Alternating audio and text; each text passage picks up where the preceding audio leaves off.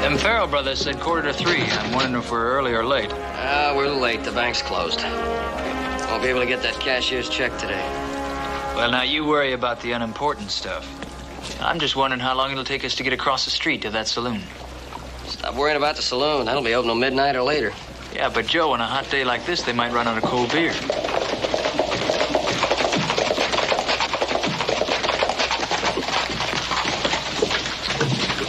Hey, Mike. Josh, how you doing? Joe, dude, how are you? Sorry we're late. Hey, we weren't waiting. We just got here, but the bank's already closed. Well, we're not gonna let that stampede us, are we? We got the money for the herd right here. Well, what good's the money gonna do if we got no bank? You want to turn it into a cashier's check, so let's go get one. Just like that, huh? Why not? Done enough business with this bank to rate a couple of favors. This is Mike Farrell. Open up. Sorry, the bank's closed. I'm Mike Farrell. This is Joe Cartwright. He wants to trade $15,000 for a cashier's check. He's in a hurry, and so am I, so open this door.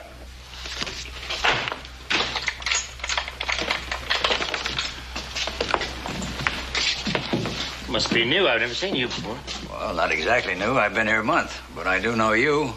I wouldn't have opened the door except that Mr. Moore, our president, pointed you out on the street yesterday. Good. Let's get on with it.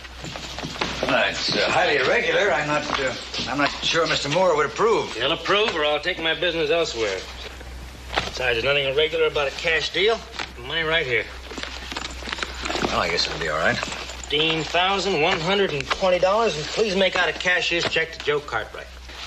On my tally, make sure her ain't hit over 1,000, Joe. Yeah, we would have been 10 over. We lost 2 crossing the creek.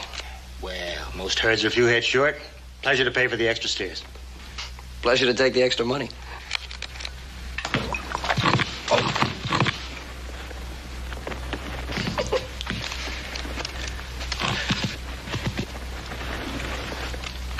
You got a receipt book around here somewhere?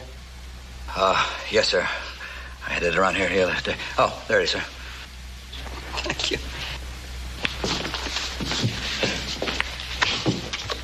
Joe, the next time you're up in the Arizona Territory, you stop in and see us. Here?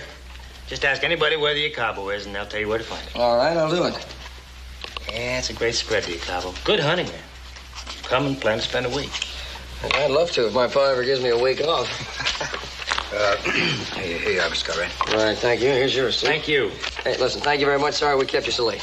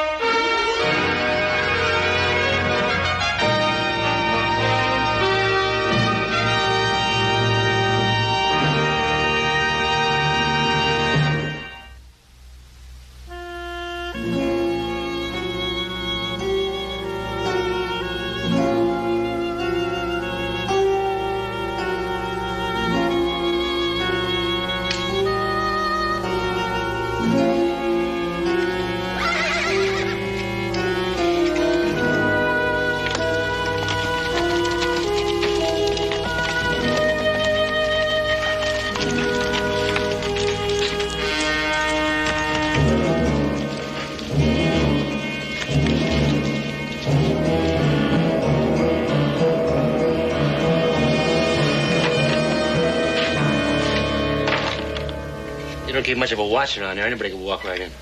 I saw you coming. Well, everything went like we planned it. Not quite. What happened to that cashier? Oh.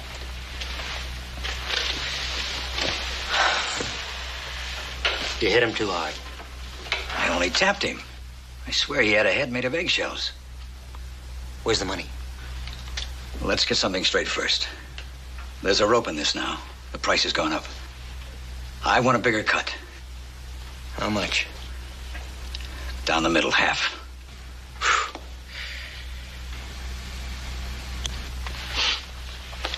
Tell you what.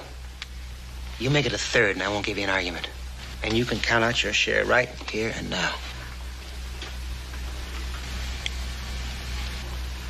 No tricks? I'm your friend, remember? I found you and your wife down in Mexico. No money, no food, holes in your boots, and wanted by the law.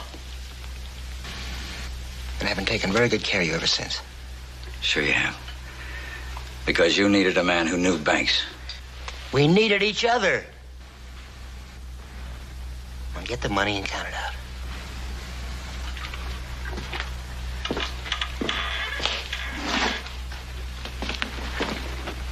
Jackson, how many banks have you peeled to get money to invest in high living and racehorses that stop to graze? 2, 3? What's the difference? No difference. It's just that you're going to ride back to get Lisa and head right for the border again. And that's a mistake. Because you're going to wind up broke and hungry just like you did before. Now, you're really better off at the ranch.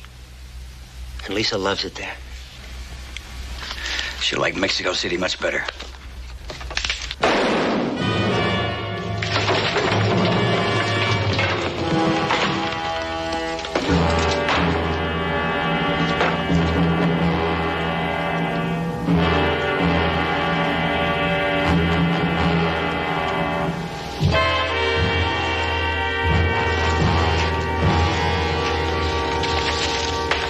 Pretty green paper's gonna put us right back on top again.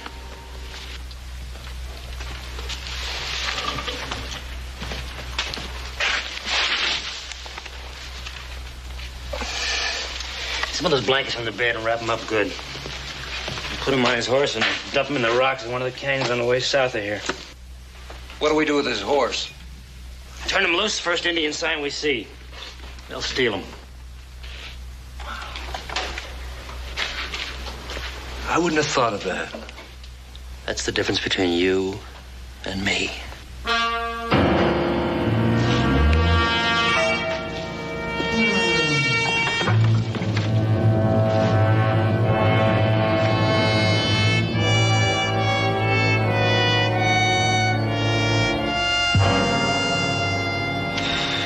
Calamitous, I know. But there's so much money involved, I wanted to come and tell you about it personally. I've been sick, truly sick about this.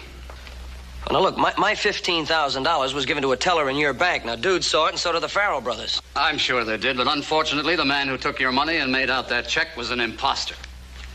Now, this bears a genuine signature of our cashier. If you compare it with the one on the forgery...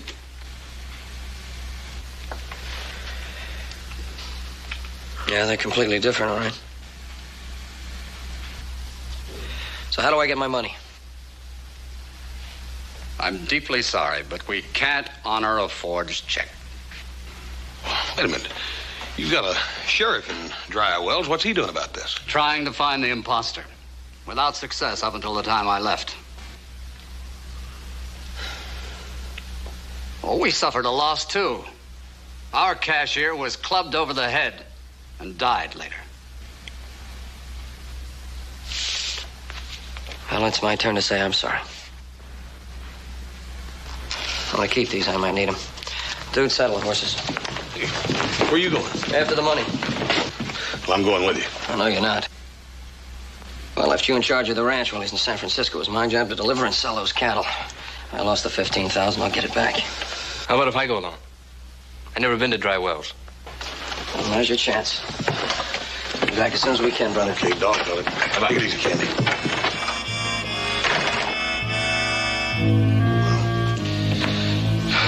Mr. Moore, you might as well stick around for supper. Well, thank you. That's very nice.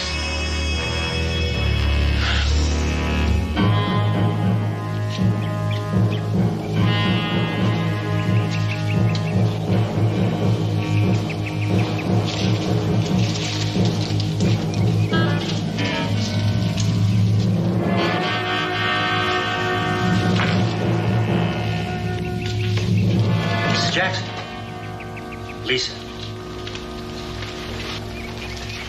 Yes, Mr. Farrell. Did the mail come? No, but I'd like to talk to you anyway. In the house, out of the sun, where it's cool. I don't mind the sun. I do.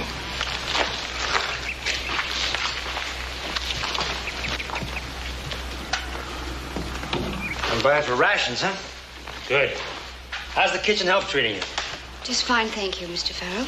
Oh, you're way too formal. Let's make it Mike and Lisa, shall we? Pedro! Get in here! Pedro!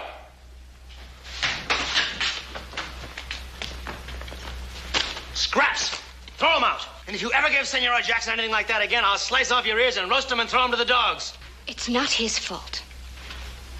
He gave me what I asked for. You put steaks in there. Thick, juicy, tender steaks. I want corn. I want potatoes. I want fresh bread and fresh butter. Si, patron. And 2 of the best bottles of wine I've got. Bueno. You gotta yell at them or they don't do anything. Speaking of wine, what's your pleasure? Nothing, thank you. Lisa, it's not right for you to be living out there in that adobe shack doing all your own work. I let you do it because it's what your husband wanted. It was wrong when he was here, and it's worse now. To better days.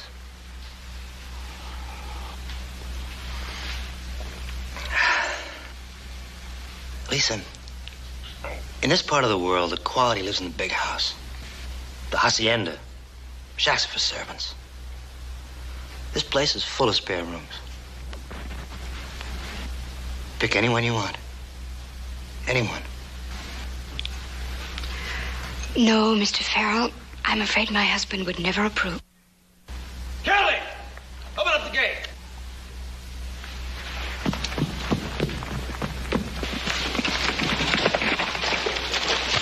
Hey, Lisa?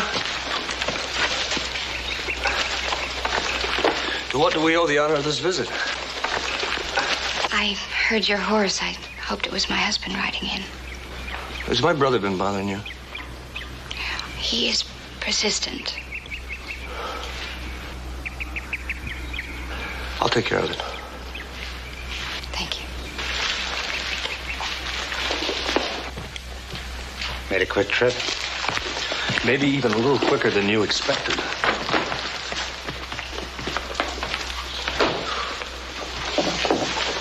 $2,500. Last of the Cartwright herd. Quartermaster Fort James satisfied? Why shouldn't he be? There's no better beef than Cartwright beef. It'll be none better than Farrell beef. Now that we got the money to operate the way we should. A little trick at the bank and dry wells really put us right back on top again. We haven't heard the last of that. Don't you think I know that? All I bought was time. Time to get rid of the herd. Cartwrights will be coming over the mountain. And their boots out do the same thing. And when they get here, what then? What can they prove? We bought a herd and we paid cash for it. We don't know any more about what happened after that than they do. Oh, you're not gonna believe that. We're gonna have to fight them. All right. We'll fight. We've got the men. What do you mean we got the men? We got 3 guns we can depend on. Mine, yours, and Keldy's. We'll hire more. There's something else on your mind. Let's have it. Yeah. Something else. I know that thing in Dry Wells was just an excuse to get the Jacksons out of Mexico. I watched you work for a lot of years, Mike. Abner Jackson didn't know it, but he was dead from the minute you saw Lisa. You want Lisa, but she doesn't want you, and that's the way it's going to be. Don't you mouth off at me, boy. You're talking to the man. I changed your pants, cleaned your messes, wiped your nose, and paid your bills ever since you were born. Paid my bills. You were the one that couldn't cut loose from the poker tables till you were in so deep we had to mortgage the ranch. My ranch. I built it. Our ranch. Pa left it to both of us. Get out of here.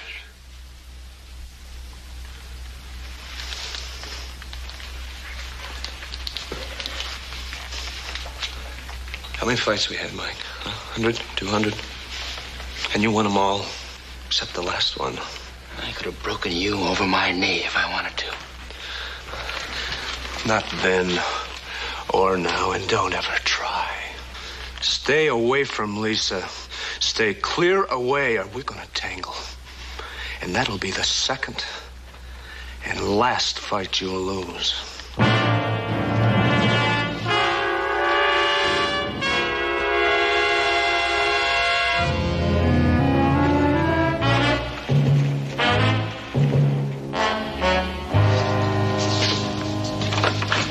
Billy Blake was right in here under this table all the time you and the Farrells was in the bank.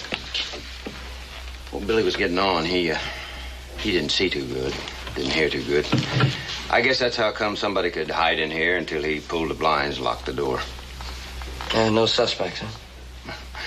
We didn't even know what the man looked like until we got your telegraph. But we tried anyway, hard as we know how. You see, Billy was a cousin of my wife's. 4 days before she'd let me stay in the house long enough to eat a meal. Well, there's nothing more to see in here. Aside from my $15,000, did the bank lose any money? No, the vault was locked. You know, Mr. Cartwright, the description of that cashier you sent, it seems to fit a man who was around here for 2 or 3 days before the bank was robbed. He's plumb gone since. This whole thing was well planned.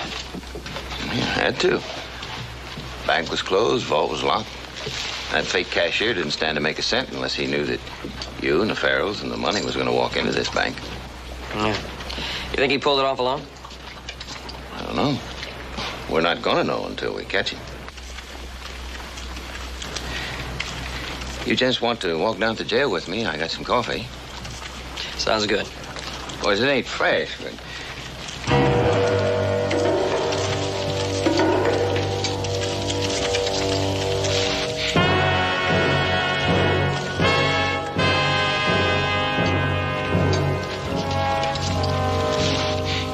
I found him hid under some rocks in a stub canyon off Apache Flats. Got 1 bullet through the heart. It's the phony cashier. I found this in one of his pockets, and that's all I found on him.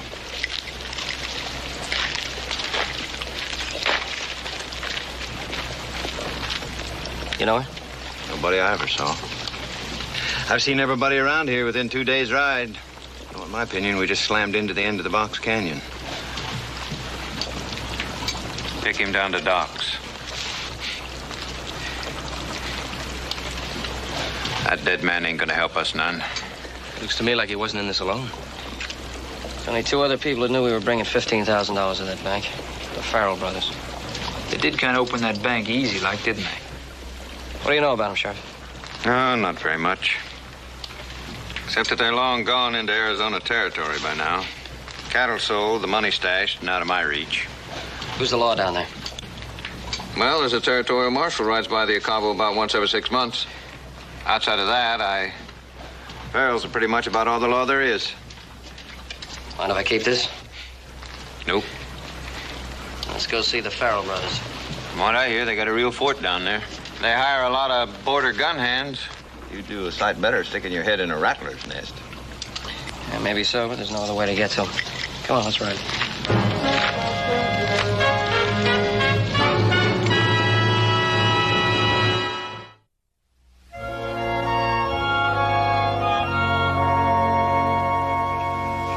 Joe, just how far is this Farrell ranch?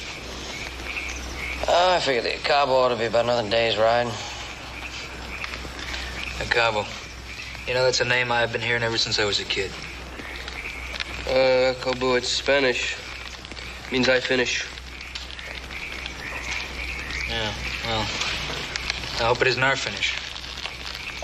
Well, you're full of witty sayings and optimism. That's what I like about you, dude.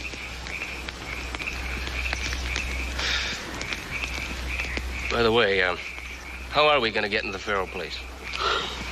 I'm gonna ride up and ride in. Oh, yeah, just like 3 fat little quail flying straight into the barrels of a shotgun. Straightforward, that's you, Joe. Now me, I'm a little more, Sneaky. The devious is the word I had in mind, but sneaky will do fine.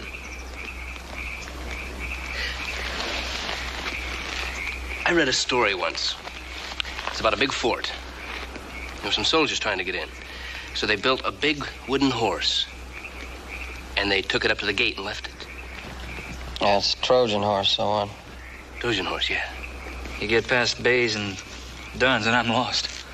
The people opened the gate and dragged the horse inside. There were men inside the horse.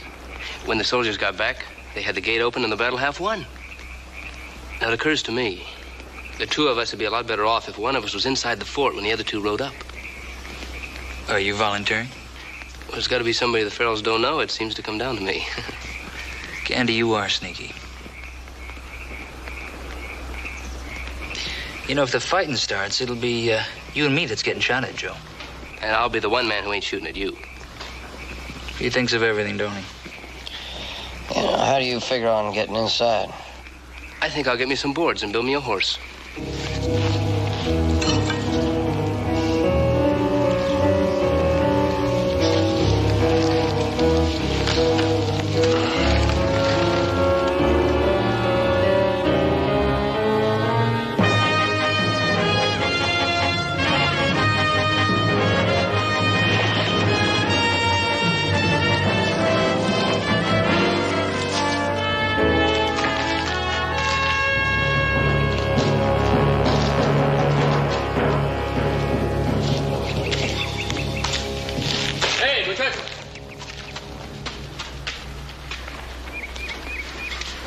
What do you want?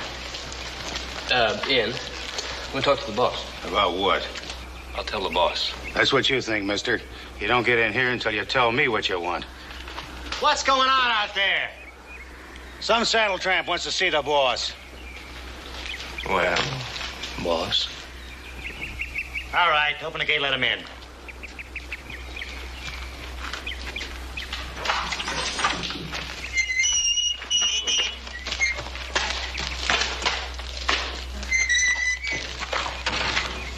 All right, you're in. Now, what do you want?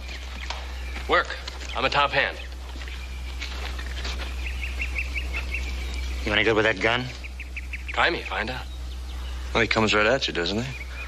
I like that. And we can use another hand. Can't use you, mister. Kelly, get him out of here.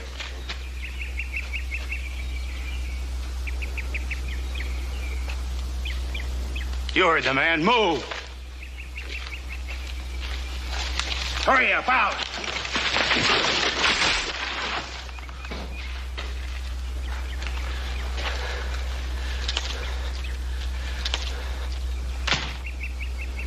Take him, Kelly.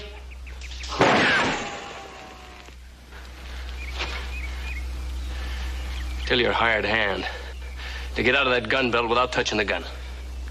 Do what he says, Kelly. It's the kind of man you hire. He looks like a short measure of nothing to me. You better get out of those gun belts. I'll show you. That won't be necessary. I guarantee no gunplay.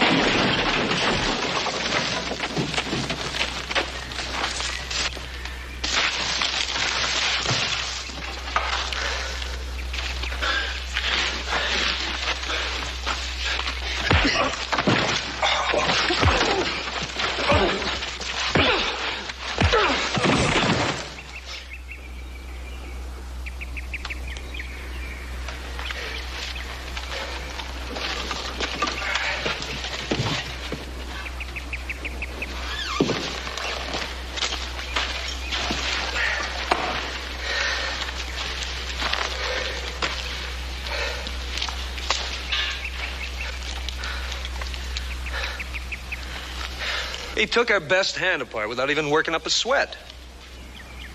We need him. Maybe. Where you from? Different places. What places? Virginia City, Gold Hill, Carson, Tonopah, dry wells, all over. All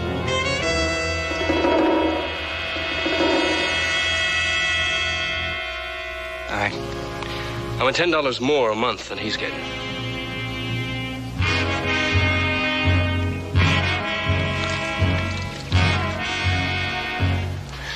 You're worth it. You're hired, friend. Thank you kindly.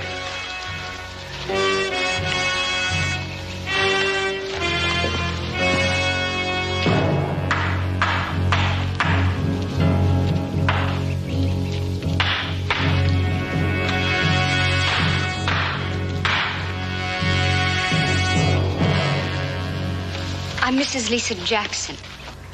Something I can do for you? I heard you say you were from the north. Dry wells.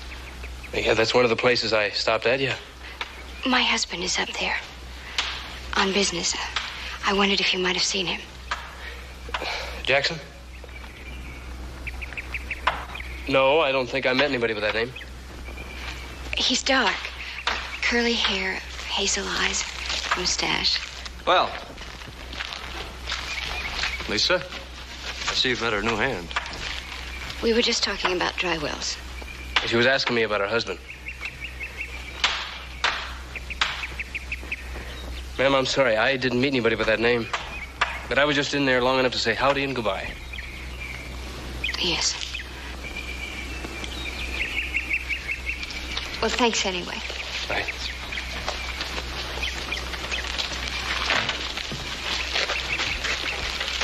Pretty woman. Yeah. You came in from up Reno way. How long were you on the trail?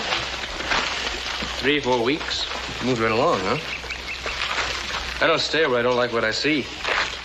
No offense. I wasn't trying to pry. It's just that outside news is scarcer around here than dancing girls. And I thought something might have happened along the way. No, nothing. Oh, there was a bank robbery in Dry Wells. Something different about it. I never did get the straight of that.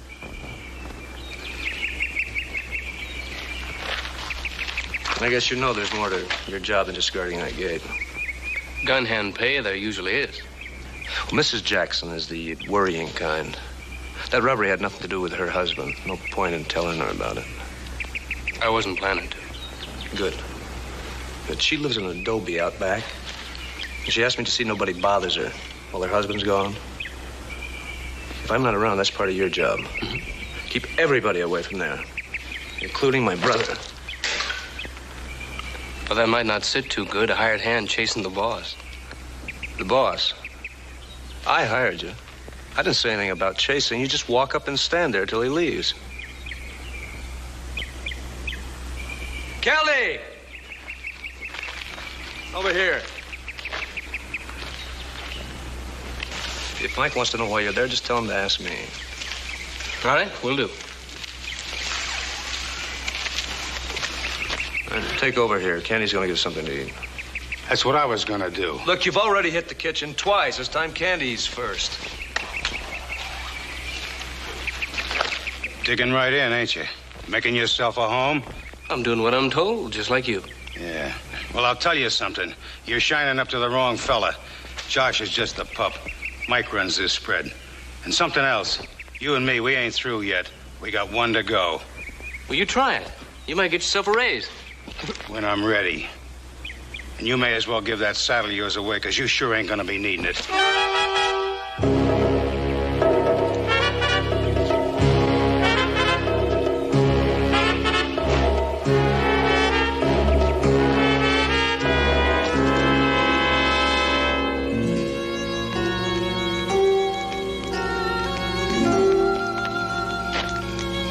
Nice evening, Lisa. It's pleasant out here, isn't it? Yes, it is, Mr. Farrell. Still Mr. Farrell, huh?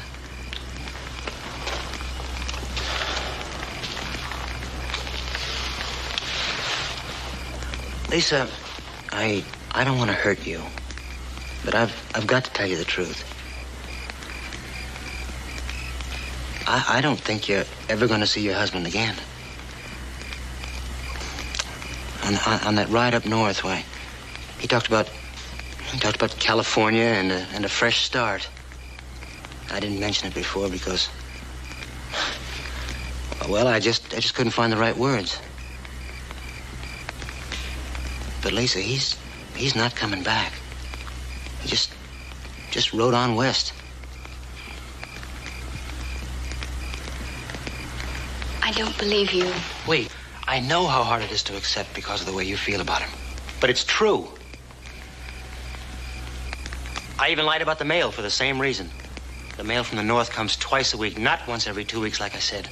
I've had 4 letters from Dry Well since we got back.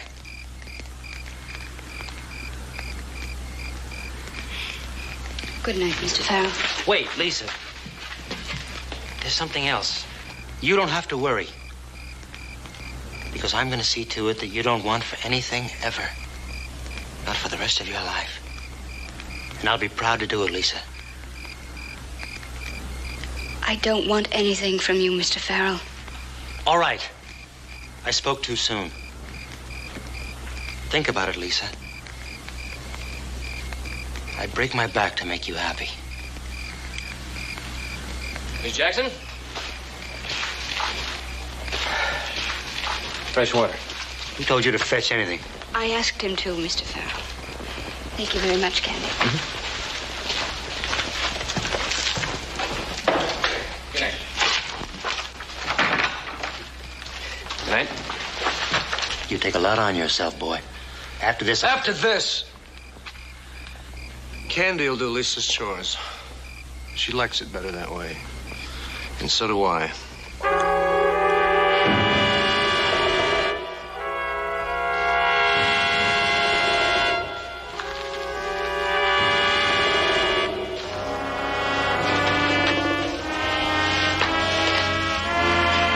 Good night.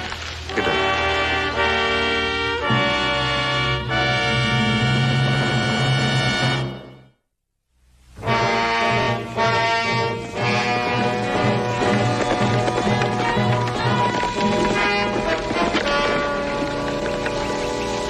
I guess we're getting close. Since I gotta tramp in there all dusty and sweating, I guess it's time old Bone Bag and me did our little trick. Ooh, son.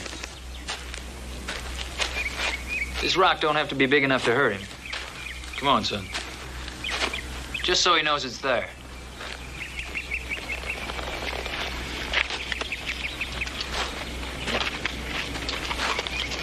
There, now look at that. Convince anybody. I trained him myself.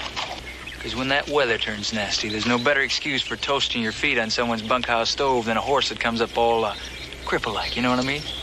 Oh, yeah, I know what you mean. I seem to remember the first time you came to our ranch.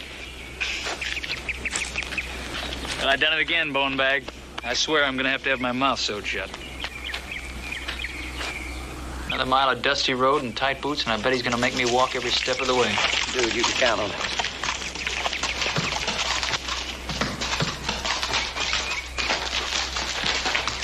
Fred, how about opening up, like I said, huh? Now you tell me who you are and what you want. Well, now, you gonna stand there spouting questions? Will a couple pilgrims die of thirst? Who is it? It's Joe Cartwright. Open the gate and let him in. Josh, look who's here.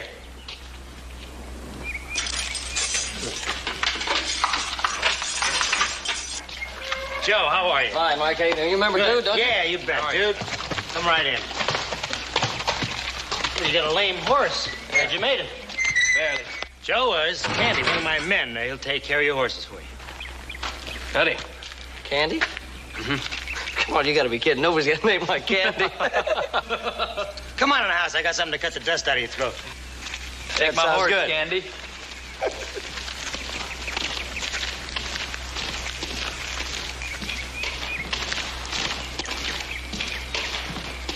Yeah, Joe, the Acaba's a great little spread. Of course, it's pistolero country down here, you know.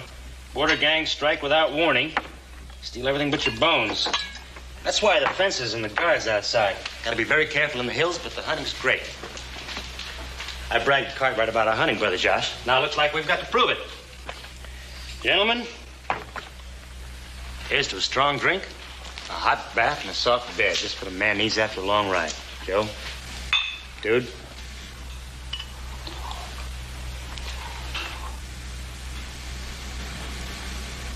Mike, the hospitality is great, but this isn't a pleasure trip. Oh? Well, I don't understand. Well, that $15,000 cashier's check I got at the bank, that's a forgery. It's no good. The bank won't honor it. A forgery? But how could that be? We both stood there and watched him make it out. Yeah, but the man was an imposter. A real cashier was hit on the head. Died before he regained consciousness. Well, I don't believe it. Josh? Well, if you say it's true, but I can't see how... I didn't know that man. He said I'd been pointed out to him. I'd never seen him before. That's why he let us in the door. I'd love to help you, Joe, but you saw and heard what I saw and heard. Josh, can you add anything to that? No, except another drink might ease the pain a little. Yeah, it's a good idea. Joe, I don't know what to say. I thought I made a clean deal. Bought a herd, paid cash, and got a receipt. And I bought a phony $15,000 cashier's check. Well, you don't expect me to pay for the herd twice, do you, Joe? No, I don't expect you to pay twice. I just thought you might be able to help me find him. Well, I told you I've never seen him before. Yeah, that's right. You told me, didn't you? Why? There must be somebody in Dry Wells knows that man. If it was me, I'd talk to every man, woman, and kid in that town. We already have no luck.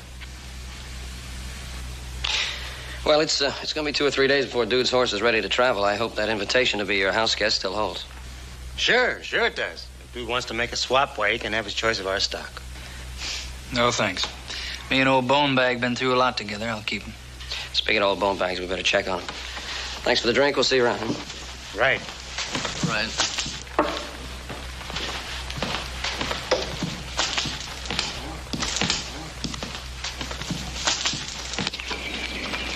How's the leg? Good. Did you do any good? This is what I expected, nothing. This woman out back, waiting for her husband to come back from Dry Wells. He's long overdue. Her picture's in that locket you're carrying. How long do you think it'll take to heal? Well, I don't know. 2 or 3 days, anyway. Go up past the bunkhouse, circle, come in the back. I'll cover. Some box stalls in the barn. I'll get some medicine for this leg. All right, thank you very much.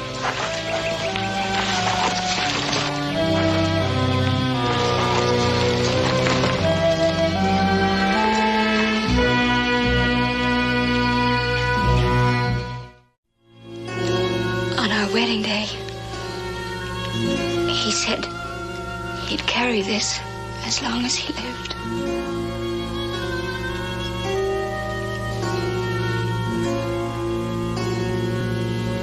I knew he was dead. I wouldn't believe it, but I knew. We were very close. Even when we had to be apart, he was with me. Inside, a gentle, glowing warmth, always there.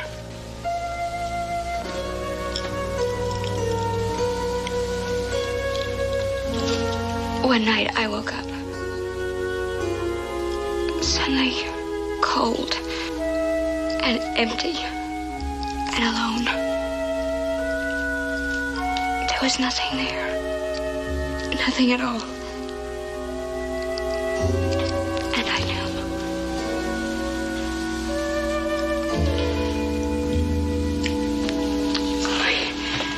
He made mistakes.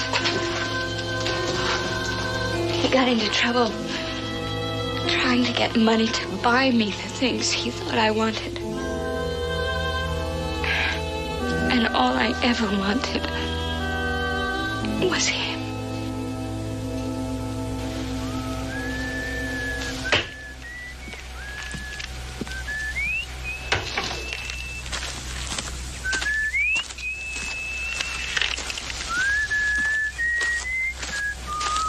Hi. Miss Jackson's woodpile was down to nothing. Your brother asked me to rack up enough for a week or two.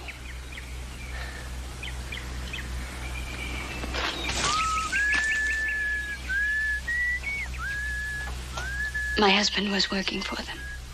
He stole your money for them. And they killed him. And they're going to pay for it, Mrs. Jackson, right now. Mr. Cartwright, I believe I can help you. I think you better stay out of it. Oh, don't worry about me. I'm already dead. I died with my husband.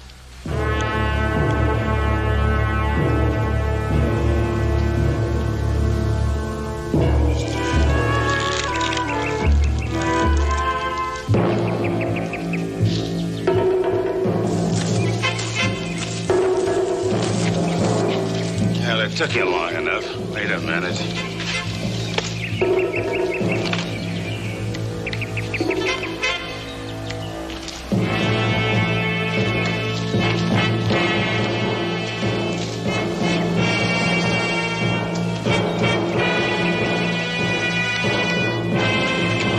Stay here and watch the gate till I tell you different.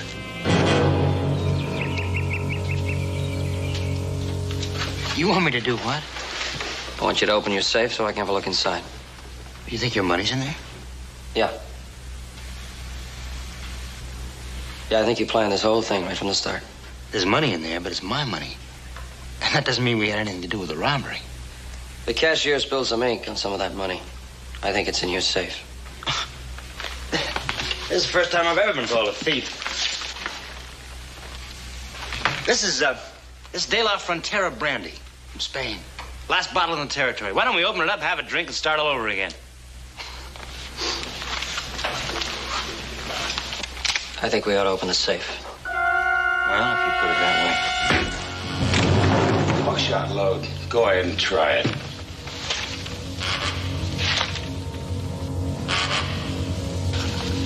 No guts.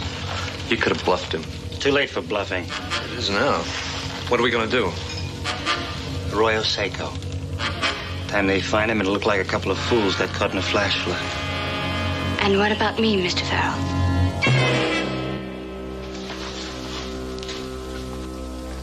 Now that I know all about it, are you going to drop me off a cliff, too? He's not going to do anything to you, Lisa. I won't let him. You'd try, Josh. But you couldn't stop him. I can stop him. Did you try at Dry Wells?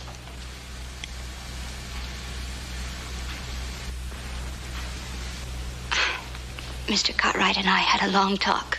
He told me what happened at Dry Wells. He even brought me this.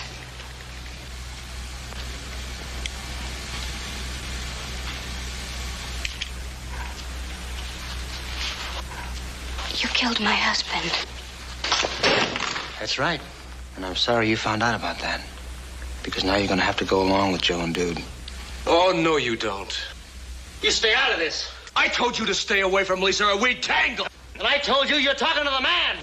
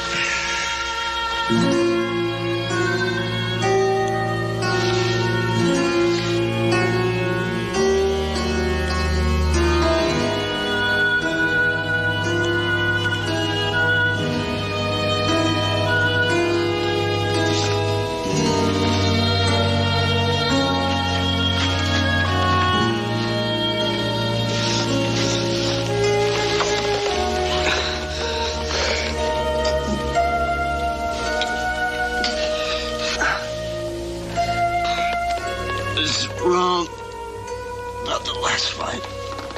Both Mike and me lost.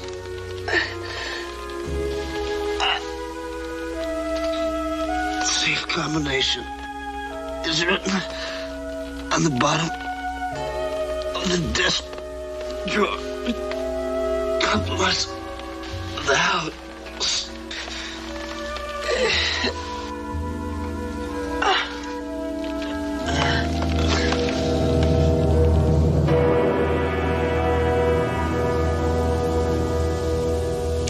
That's your money, sure enough. Yeah, $15,000 of it. Give the rest of it to Sheriff in Dry Wells along with Candy's friend. He can turn it over to the U.S. Marshal. When you are ready, senores. The horses wait. Right away, amigo. You know something? What? I wish I'd never seen this money.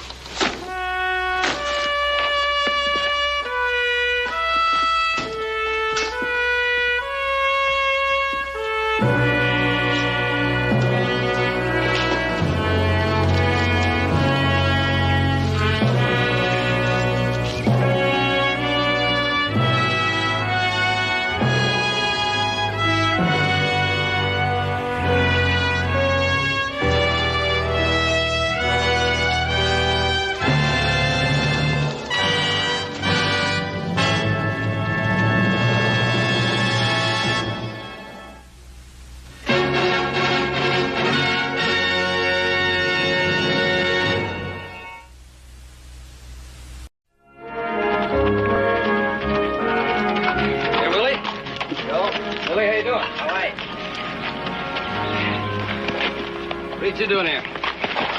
We heard you was sparking a new school teacher. We figured we'd come over and take a look. I thought maybe you were thinking about going to school. You know we don't hold with no book learning. We're gonna be hog farmers, just like Pa.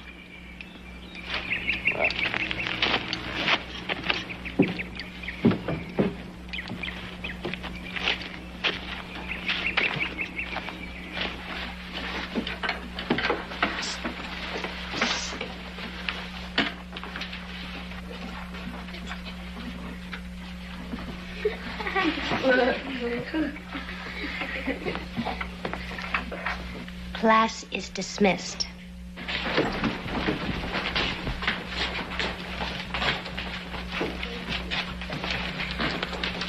It is such a lovely day for horseback riding, and you are so thoughtful to suggest it. It's my pleasure, Miss Pettigrew. Abby. Class is dismissed.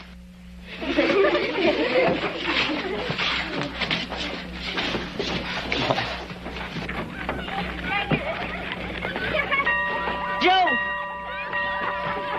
That was a wedding band. Come on, let's go.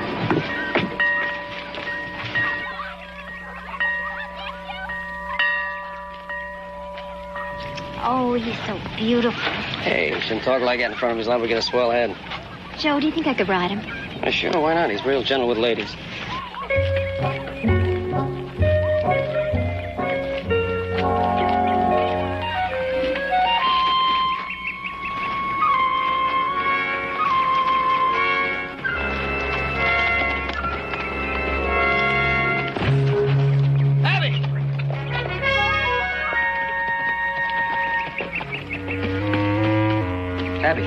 Abby, you all right? I'm sorry. How stupid. Why are you? It wasn't your fault. Ooh. What's the matter? Ow.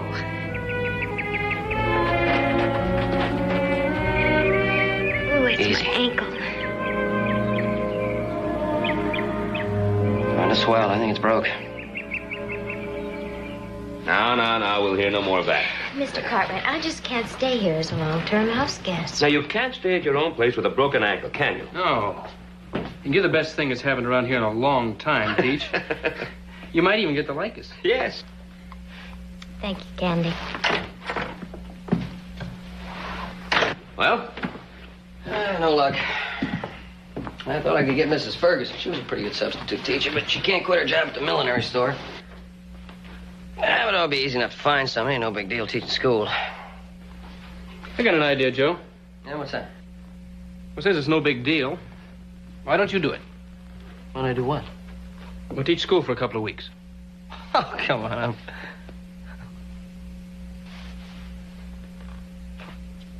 What are you looking at me like that for? I was just thinking. Miss Pettigrew, how do you think Joseph would make out as a teacher? Well, he says it would be easy enough. I think he'd make a fine teacher. Well, I think he'd make a great teacher. You know, as a matter of fact, I would. I'd make a great teacher. I just have a lot of work to do here, that's all. That's no problem. I'll do the work for you. I'll do my work myself, thanks. Joseph, every man, married or single, owes something to the children of his community. Now, what have you done for the children of your community? Well, nothing. Absolutely nothing, Joseph. Now, don't you think it's about time you assumed some responsibility?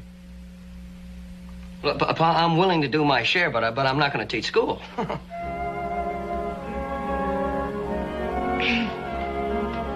Now, look, I'm not kidding you. I am not going to teach school, N.O. No, that's it.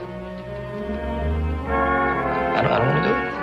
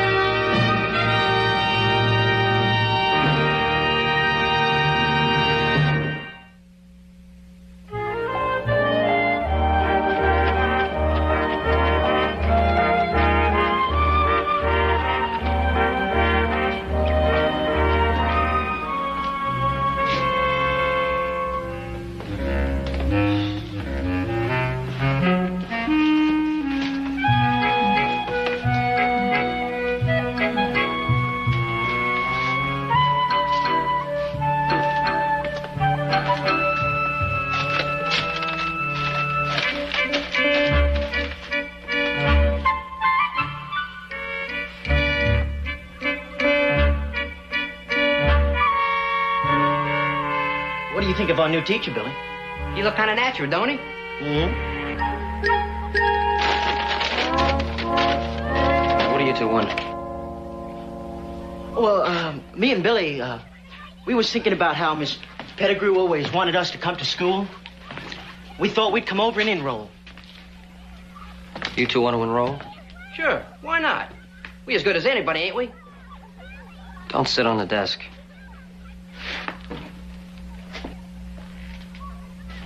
Don't you want to go to school? Take a seat. Any place in particular? Yeah. Mm-hmm. Come on, right up front where I can keep an eye on you. Right here. Anything you say, Joe. And from now on, the name is Mr. Cartwright. Oh, Mr. Cartwright. Mm-hmm. You hear that, Mr. McNabb? I mean, from now on, Joe ain't Joe. Joe is Mr. Cartwright. Yes, sir, Mr. Cartwright.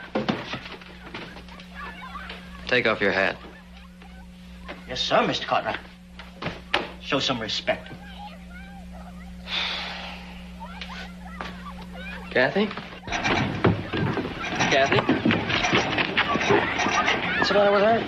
She's scared, Mr. Cartwright. Scared of what? She never had a man teacher before. Kathy? Hey, Kathy, honey, you're not scared of me, are you? Oh, now how can that be? Why, after all the times I've taken you on rides and been over to your house to see your pa? Now, you can't be afraid of me. Let me see a little bit of a smile. Okay, that's better. Hey, all you kids. No, I accidentally made Miss Pettigrew hurt her leg, so I'm going to have to be your teacher for a little while. I don't know too much about being a teacher, so it's going to be up to you to help me. Now, will you help me? Yes, sir. Okay, good. How about you showing me where you sit, huh?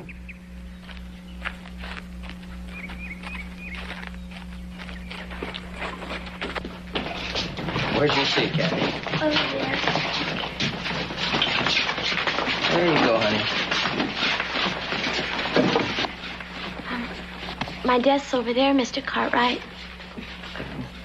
Go sit down, Mary.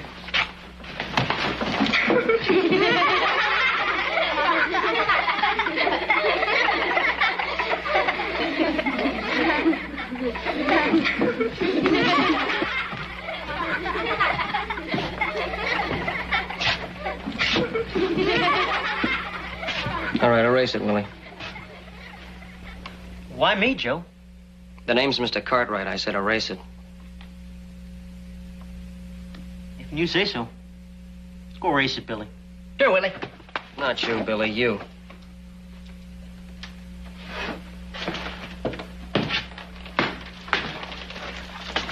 You know, you really shouldn't get all fretted up, Mr. Cartwright. My pa, he always says, man get fretted up, he's just gonna wear himself out. That's right.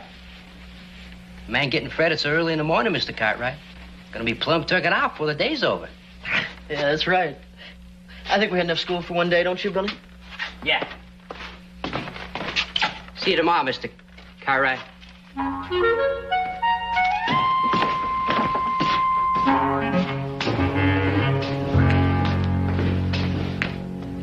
And then Chicken Little said then Chicken Little said, the sky is falling.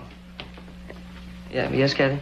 That's not the way Miss Pettigrew said it. She did it with different animal sounds. Well, that was Miss Pettigrew. You don't expect me to do it that way, do you? Yeah. Yes. Yes, you do. Well, all right, I'll try. And then Chicken Little said, the sky is falling. The sky is falling. I must go and tell the king.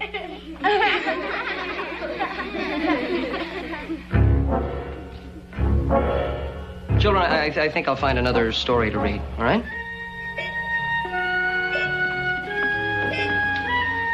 I got a much better one for you.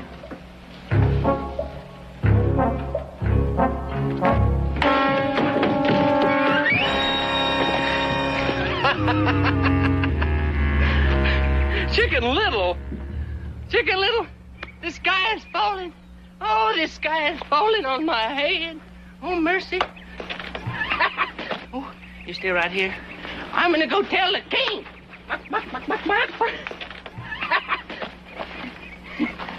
Hey, get back inside. Quick, quick. The sky is falling. The sky is falling.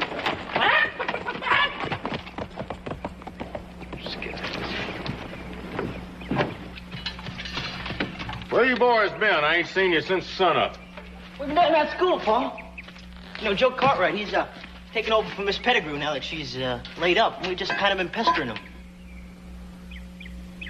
This, Miss Pettigrew. She ain't got you boys hankering to go to school, has she? Us, Pa? What do we do at school? Well, there's them that values it. It looks to me like we got everything right here we're ever gonna need. That's right, Pa. Well, get out and get your chores done. It's getting late. Right, Pa. Right.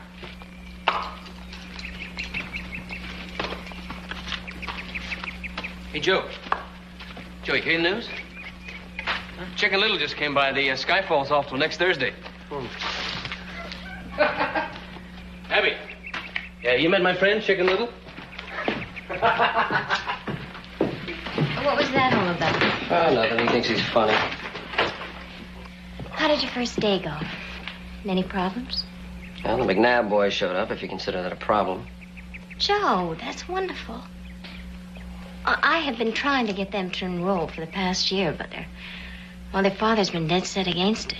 Oh, well, he's been doing you a favor. Why did they cause you a lot of trouble? No, not too much. I didn't stay in school long enough. Joe, they need an education. And if you could just give them the special attention they need. Now, I'm not going to bend over backwards for the McNabb boys. If they come back to school, they'll get the same treatment the other kids get. If they start fooling around again, they'll get something the other kids don't get. You surprised me. Why?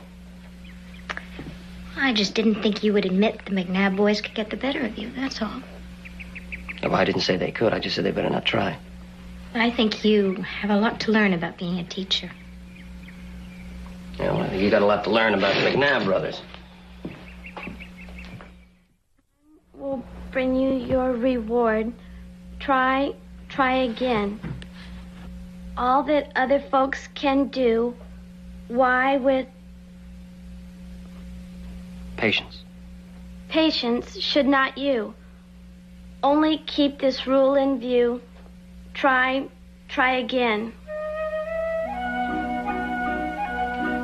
It's very good, Mary.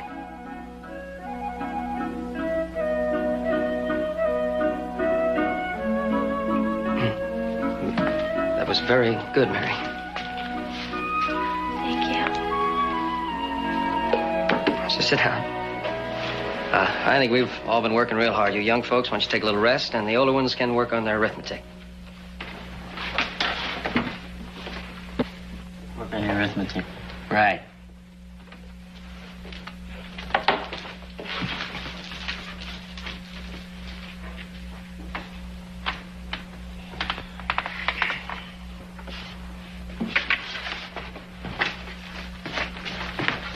Mr. Cartwright. Yeah? We thought it was getting kind of chilly in here, so could we put some more wood on the fire? Well, it's very nice, Willie. Thank you.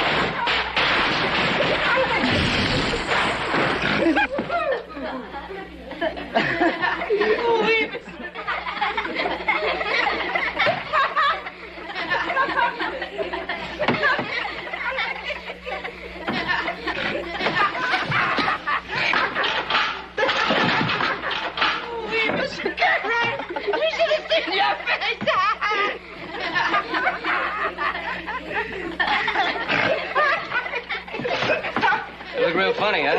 Yeah. I just wonder how funny you're going to look while you're splitting wood this afternoon. We're going to need a cord.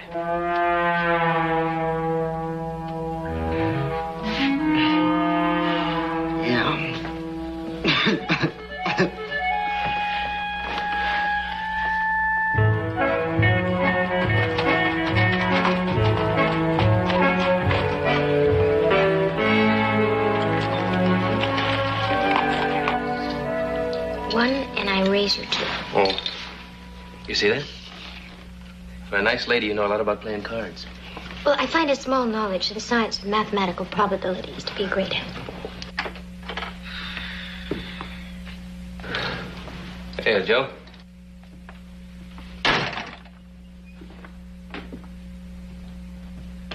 A little late today, huh? Yeah, and to keep a couple of little boys after school. You tired? Yeah. Joe, I hope you're not too tired to read me a story before you go to sleep. That's fine. Owl the Pussycat's my favorite. Well, it figures. Perhaps you're finding taking care of a bunch of kids, to use your words, is more difficult than you thought, Joe. Was it Willie and Billy that you kept in after school? Oh, yeah, it was Willie and Billy. Because I'm not too worried. I figure in 2 or 3 days they'll stop coming to school. Well, that seems like a pity, Joe. Well, that's your opinion. Oh, I agreed to teach these kids, but I didn't say anything about raising Willie and Billy McNabb. Well, you know, teaching is only part of a teacher's task. Concern for the boys' future welfare is the rest of it. Oh, for some reason I thought that was their father's job. They need to look up to someone more than their father, Joe. You could be that someone. Come on, will you, Abby? These kids don't give a darn about going to school. All they want to do is horse around. Well, maybe they're testing you. Maybe they want to make sure that you're worthy of their admiration. The admiration of Willie and Billy McNabb are the least of my worries. I just hope I can keep them from burning the school down.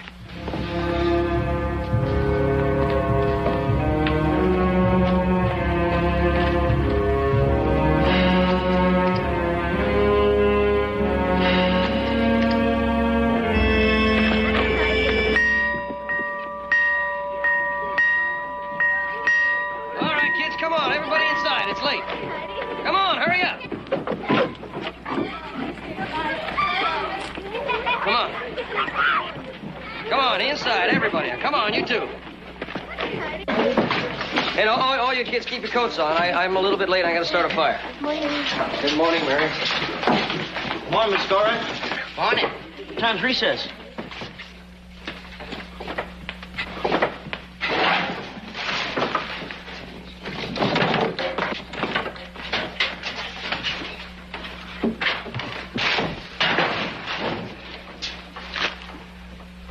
There we go. Now, we're not going to do any writing until the hands warm up. So I'm going to put some problems on the board, and you just shout out the answers. 4. 3. All righty. 2 plus 2. 4 plus 4. 3 plus 4. 2 plus 4. 4 plus 4. All right. All right. Yeah, tell me, no problem? No, but I think you do. Look.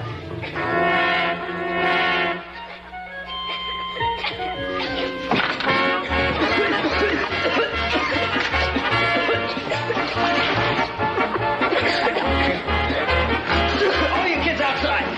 Go on, outside with smoke clears. Fire! Outside with smoke clears. Not you two. All right, what'd you do with the stove? Well, Mr. Cora, you plumb suspicious. When school's over, I'm gonna check that stove, and if I find out somebody's been fooling around with it, that somebody's gonna be in a lot of trouble. We better get out of here, Mr. Cora. It's bad in here. You'll get out of here when I tell you to. Now go on and sit down. Sit down.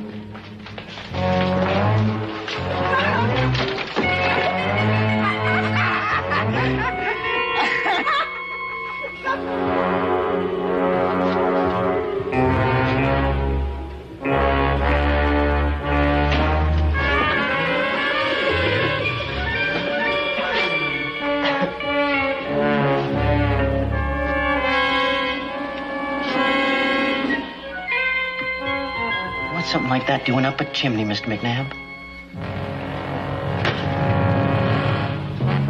All right.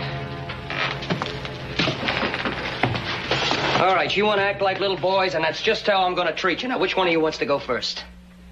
Now, hold on, Joe. There ain't nothing to get in a sweat over. Just a little old smoke. I said, which one of you wants to go first? Now, Billy didn't have anything to do with that chimney. Why don't you just let him get on out of here? All right, Billy, get on home. I've done my share. I want to stay. Billy, you get.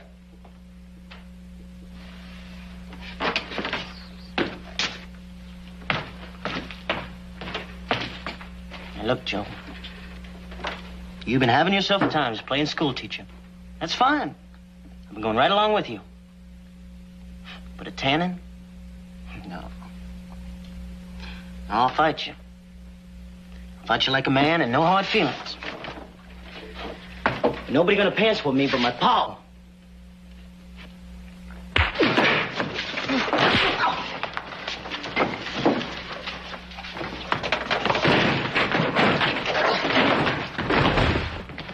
All right, that's enough, Willie.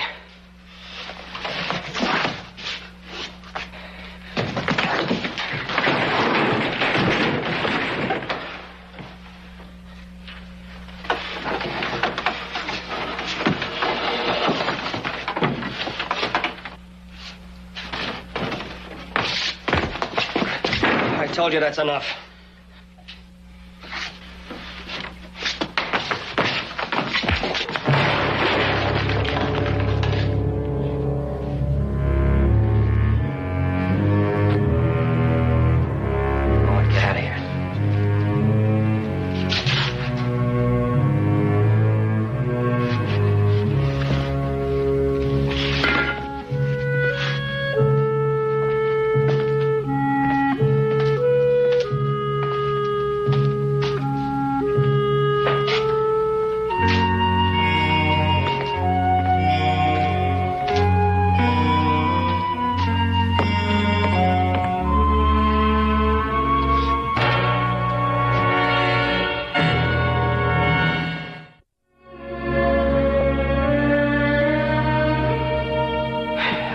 want to hit him. He didn't give me any choice. I'm just sorry I let him get to me. Well, is he all right? Oh, yeah, he's fine. I didn't hit him hard. His pride's hurt worse than anything. I don't think for sure he won't be back to school. I suppose that's best for both of us. Joe, that is where you're wrong. Look, you've accomplished something that I could never do. I'd like to know what that is. You got them to go to school. Now, regardless of their motives, it's a start. Now, that is the important thing. How important or not, it's too late. It's over. Joe, it's not over. You must talk to those boys. Abby, look, if I couldn't get through to him before, I certainly am not going to be able to get through to him now. Joe, as a teacher... You keep saying as a teacher. I am not the teacher, Abby. You are. That's right, I am their teacher, and their future is my responsibility. Now it's your responsibility. Not anymore. Joe, for what it's worth, I think Abby's right. You know, I'd love to know why you two are getting so upset over the McNabbs. Oh, and you're not. I did the best I could. And that's the end of it. Yeah, that's the end of it. You know, I seem to recall you being sent home from school on several occasions. I don't remember the teacher quitting on you. Well, that's right, and you didn't quit on me either. You set me straight, you sent me back to school. Now, why can't their father do the same thing? I don't know. Why don't you ask him?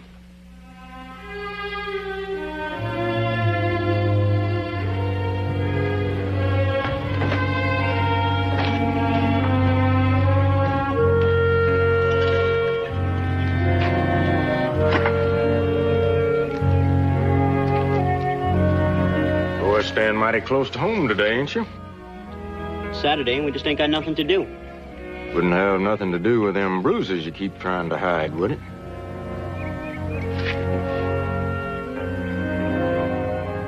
Oh, I seen them last night when you come sneaking in.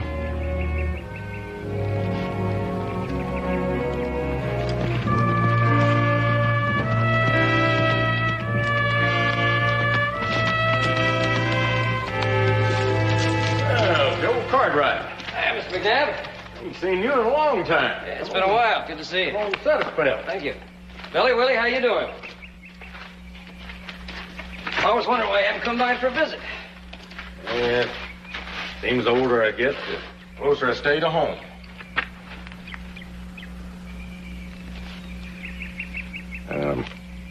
You ain't here because of something my boys have done, are you? Oh, why? Did they say they'd done something?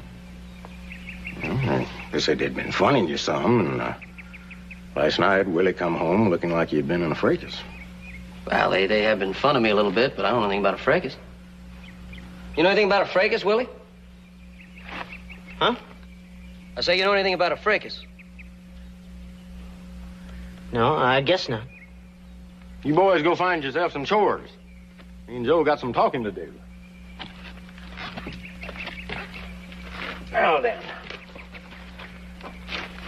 Tell me what's on your mind, Joe. Well, first I was wondering when you're going to butcher. We'd kind of like to have some of those hams of yours hanging in the smokehouse.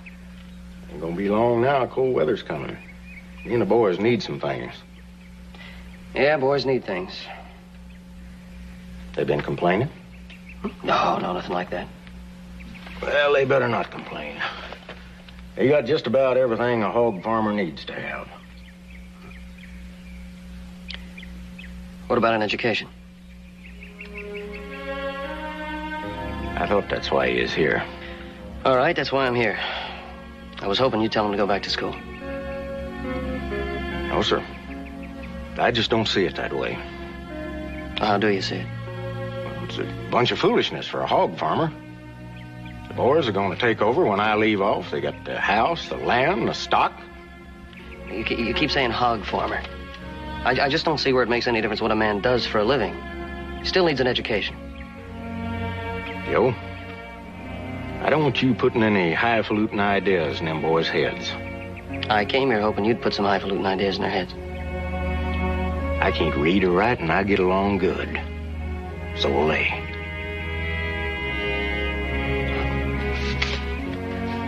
I guess that's it, then. Be sure to let us know when you got those hands ready. I'll sure do it.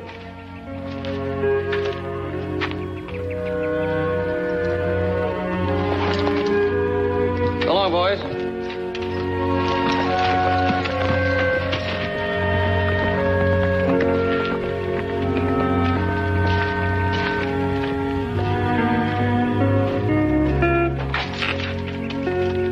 Well, what did Joe have to say? Said he wanted to buy hams. Mostly he just tried to get me to send you boys back to school. Didn't say anything about me. Was there some reason he should have said something about you? I guess not. Go on, tell him. Me and Joe, we locked horns yesterday. And, well, he whooped me pretty good. I figured as much. So I couldn't go back there now anyhow. Why not? Because I got my pride. Well, that kind of pride you don't need. I expect you was in the wrong. If you got to eat crow, eat crow. But you don't have to go back to school. I just can't see no sense in taking time off from your chores to learn something you don't need to know. Pa? You're dead set against us going to school, huh? I am, but I want to know how you feel about it. You want to go to school? No. No, I don't want to go. You want to go to school? No, I don't want to go either. They settle in. I hear no more about it.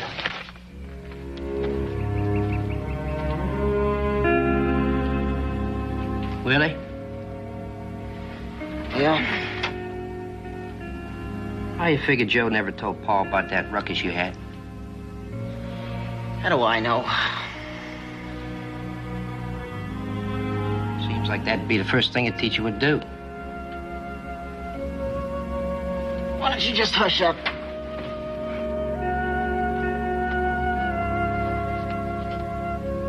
He ain't hardly like any man I ever knowed before.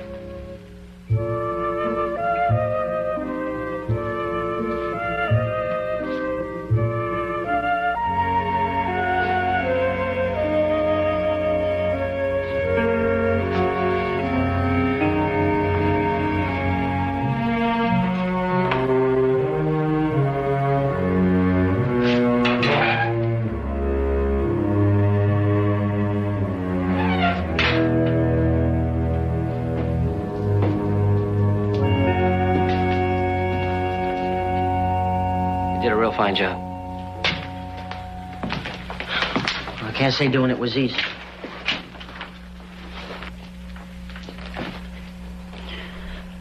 Pa says if a man's got to eat crow, he should go ahead and eat it. That the only reason you cleaned the place up? Look, you didn't tell Pa we had a fight. So I figure I owe you one. Kind of hoped you did it because you want to come back to school. We don't need any schooling, do we, Billy? Willie, I've been thinking. You know what Ma used to say? Hey, you just remember what Pa said.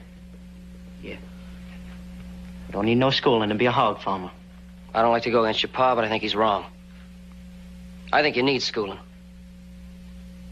I think a hog farmer can be a better hog farmer if he's got an education. Look, Joe, Mr. Cartwright, just done made up our minds. We got a lot of chores to do. Now, come on home. Now, come on.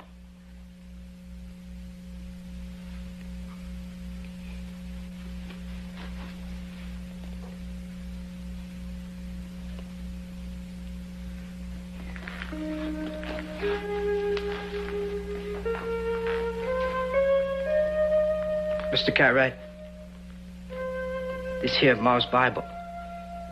Before she died, she wrote something inside. I sure would appreciate it if you could read it to me. Willie?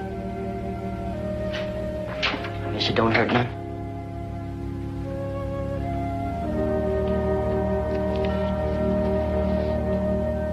My dear sons, I have so little to leave you, I must count each thing I have with care. I leave you with my love, with the hope it will warm and guide you through all the years to come. I leave you the brave plans I had for you, knowing that somehow you'll make them real. And I leave you this book, the Word of God to light your way. Live by it.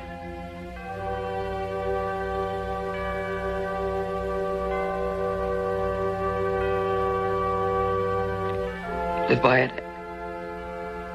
And remember, my love is with you always.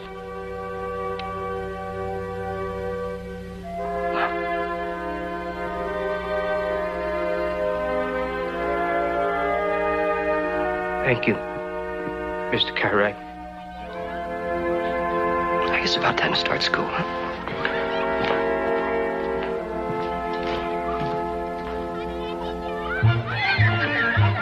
Tommy? Yeah, Mr. Cartwright? Ring the bell for me. Sure, Mr. Cartwright.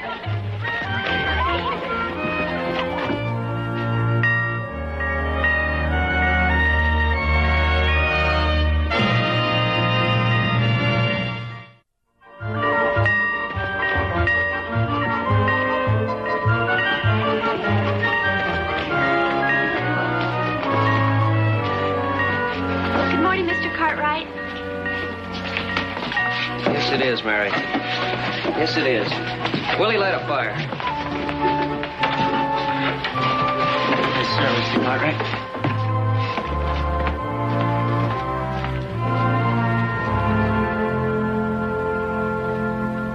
All right, here we go. Cat. C-A-T. Good. Dog. Dog. D-O-G. Dog. Try. Try. T-R-I.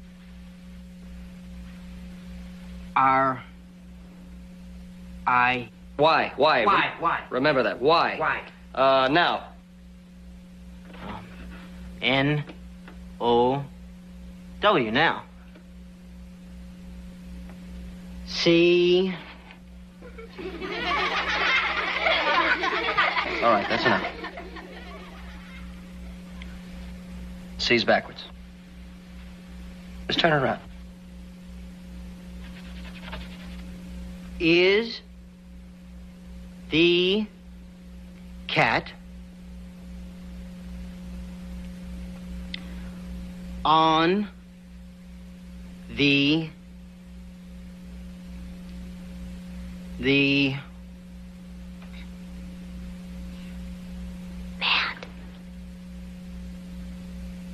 mat?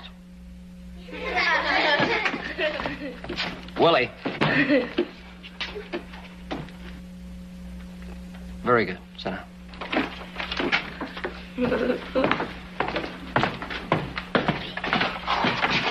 Not too bad, huh? That's good. That's good. Billy, you're next. Go on.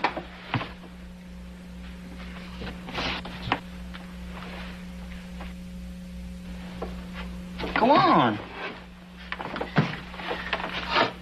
8, 9, 10, 11. 6 and 5 is 11. Lily? What? What's that word? What? What's that word? Now I lost count. 4 and 2 is 6. 7, 8, 9, 10, 11. 11.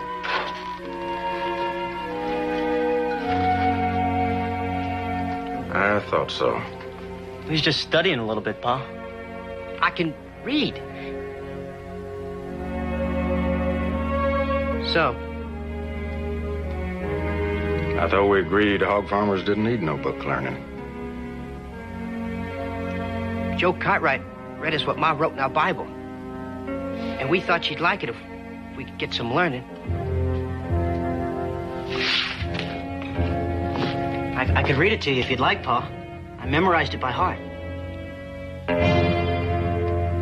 Pa? Pa, Joe says a man is only half a man without any learning.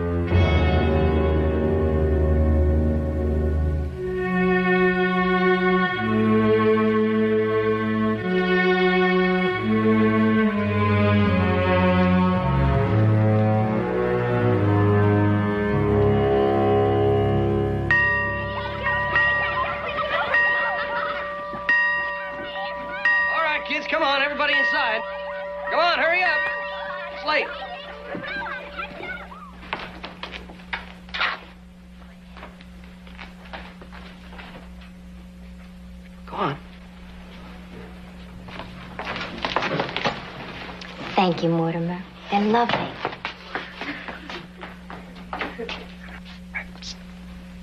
Welcome back, Miss Pettigrew. Thank you.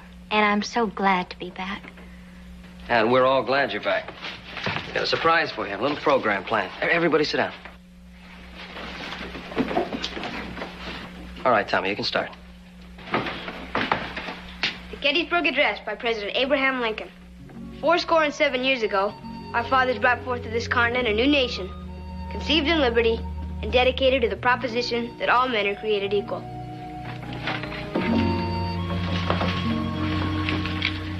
Now we are engaged in a great civil war, testing whether that nation, or any nation so conceived and so dedicated, can long endure.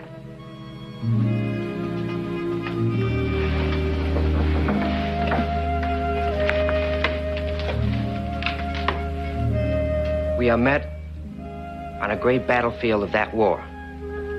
We have come to dedicate a portion of that field as a final resting place for those who here gave their lives that that nation might live.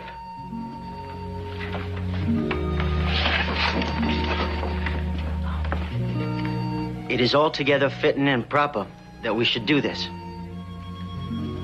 But in a larger sense, we cannot dedicate, we cannot concentrate. Consecrate. Consecrate. We cannot hallow this ground. The brave men, living and dead, who struggled here, have consecrated it far beyond our poor power to add or detract. The world will...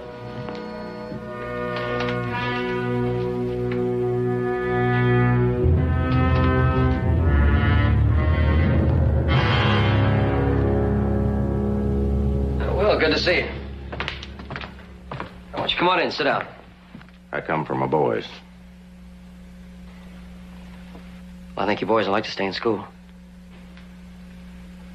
You two get on home. There's chores to do. No, Will. No, I'm going to fight you on this. These boys need an education. Fight me, huh? Now, there's something I've been waiting to hear. Come on outside. No, wait a minute, Will. That's not what I meant when I said fight you. You told my boys that a man with no learning was only half a man. Well, I'm going to prove you wrong. I'll be waiting for you outside.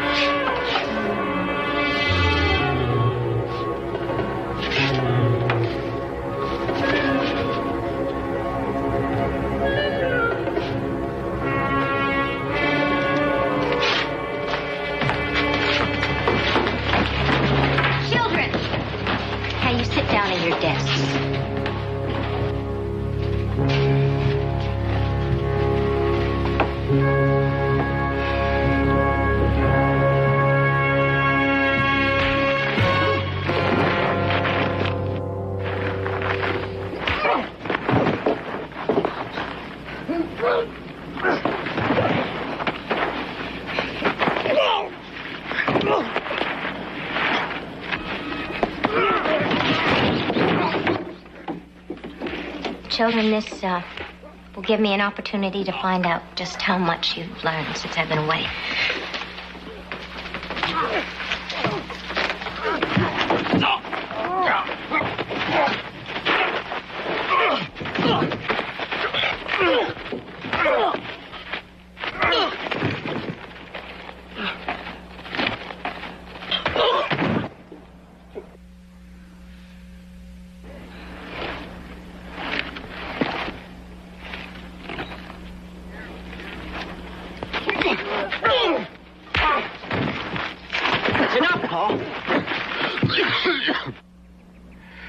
Just stay out of the way, boys.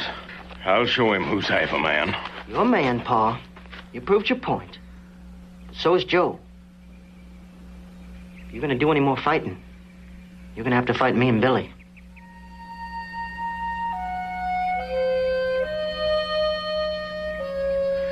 You boys fight me? Yeah. Willie, I don't want you fighting your Pa. If schooling for me and Billy is worth Joe fighting for, I guess it's worth me and Billy fighting for, too. Again you or again anybody.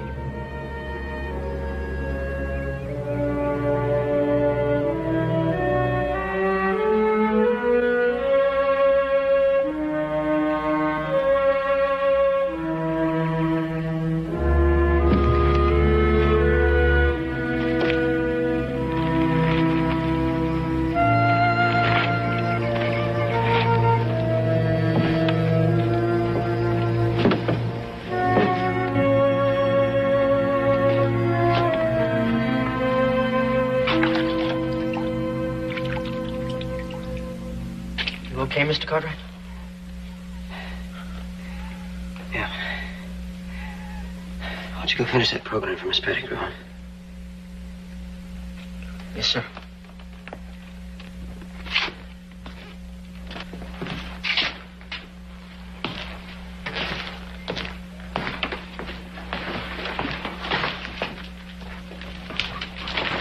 The fight's over. My Pa and Joe, Mr. Cartwright, are fine. Would it be okay if I went on with the reading? Please do, Willie.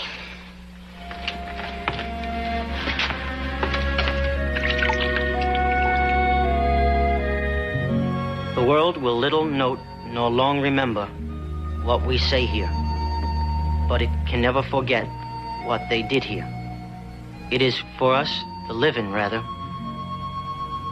to be dedicated here to the unfinished work which they who fought here have thus far so nobly advanced. It is rather for us to be here dedicated to the great task remaining before us, that from these honored dead we take increased devotion to that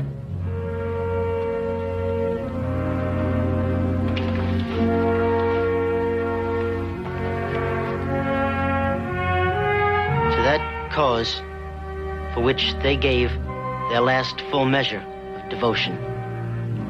We here highly resolve that these dead shall not have died in vain, that this nation, under God, shall have a new birth of freedom, and that the government of the people, by the people, for the people, shall not perish from the earth.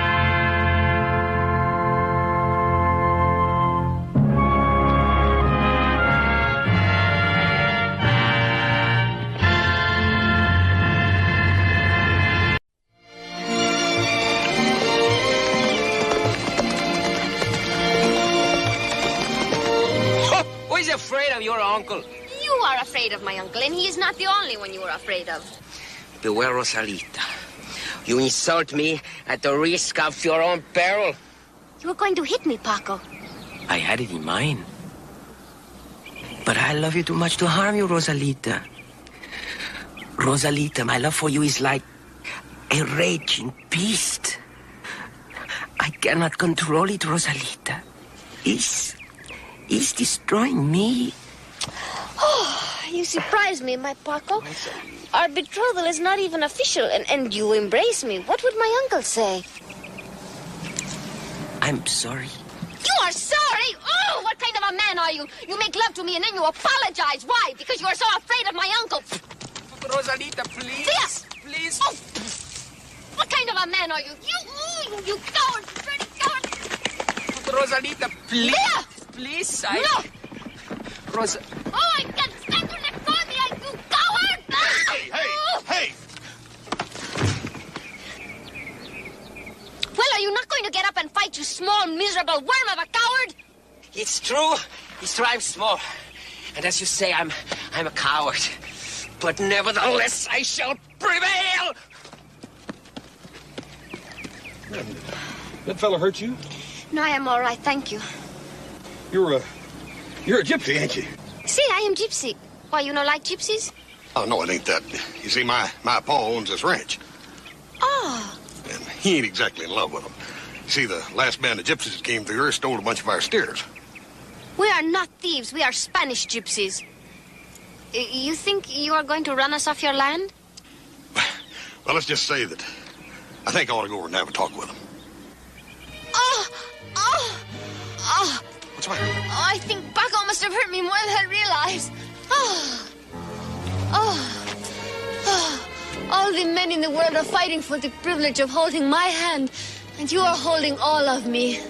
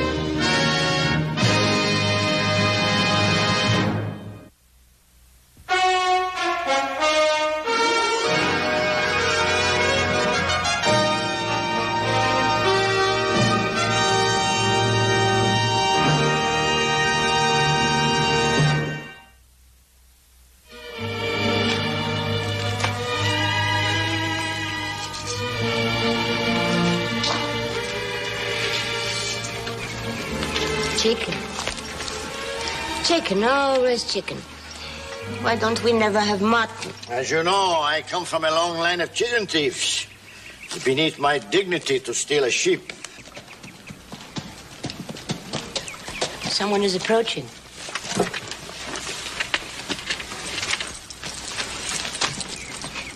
Oh, Rosalita. Who is this you bring with you? This is Senor Horse Cartwright. This is my Uncle Anselmo, my Aunt Dolores. Happy to meet you, ma'am. You, sir? He's a customer, perhaps. Oh, well, we are at your service, senor. You wish to have your fortune told? Or maybe a good luck amulet? Or perhaps a love potion, eh? Uncle, Senor Cartwright's father owns this land. Besides which, he rescued me from my murderous assault at the hands of Paco. Oh, well, how happy I am to meet the brave son of the man who owns this fine land. Please tell your father I shall be coming over to see him very soon. Well, I'll tell him as soon as I get back from Virginia City. What do you want to talk to my pa about? Well, as of now, we need fresh beef. I shall purchase from you a steer at the full market price, of course. Oh, but it'd be all right if you got the money. Well, I am a little short, but that is only a temporary embarrassment, and... But I have something here. Look. Randar, my proudest possession. And because you have been so kind to Rosalito and protected her, I shall let you have him at a very reasonable price. No, I wouldn't be in the market. Oh, but when word gets out that Randar is for sale, I will be stampeded by buyers. Yeah? Well, if I was you, I'd sell him the first one to come along. I shall never forget your kindness, Senor Horse. I shall remember you always. Hasta la vista. Yeah, yeah, same to you, ma'am.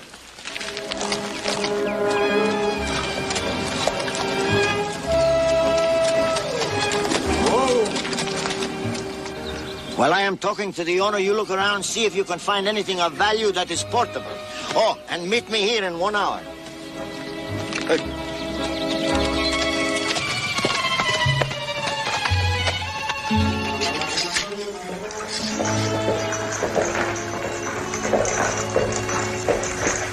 Gypsies.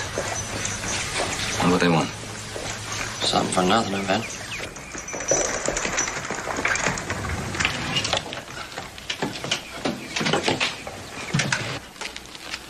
Ah, Senor Cartwright? Yes. I am Anselmo. By an accident of nightfall, Senor, my people and I have camped on your land. I am here to apologize. Oh, well, there's no need to apologize. You're welcome. You'll be leaving soon, I presume. If it were not for a broken tongue on my wagon, we would be already gone.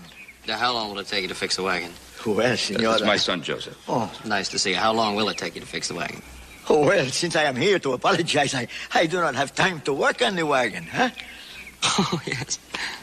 We will need the permission to cut down one small tree to make a new wagon tongue. All right. One small tree, and then you'll be off in the morning. Oh, but, senor, we are not beggars. We will pay for the tree. Mm-hmm. You have the cash. Well, at the moment, no. But, senor, there are other means of payment. I have a feeling we're going to have our fortunes told. Well, if you wish, senor. But as my guest and free of charge. What I have in mind is a transaction between men of business. Fine. If you will step this way, please. Now, senors, I can assure you his beauty is only matched by his endurance. In that case, I'd be lucky to make it to the barn. Well, you make a joke, senor. I can sell you the horse at a bargain, and in that way I can pay for the tree. Mr. Anselmo, I'm sorry. I really can't use him. Oh, that is because you know it will break my heart to part with him. Your son, Hoss, he told me you are a true gentleman. Hoss? Hoss? Where'd you meet him? At my camp. When he brought my niece Rosalita back to safety, like the gallant cavalier he is. My brother is a gallant cavalier? He found Rosalita being attacked by a formidable monster. He arrived just in time to save her. Oh, his courage was magnificent. He fought like a tiger. That is a lie. He struck me from behind. There was no attack. That's the formidable monster? Begone, you chicken gizzard.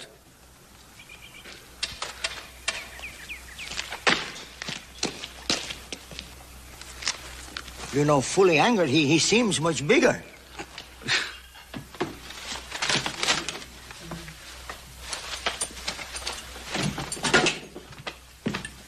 Wow, look who showed up, our gallant cavalier. Mm-hmm. What's that supposed to mean?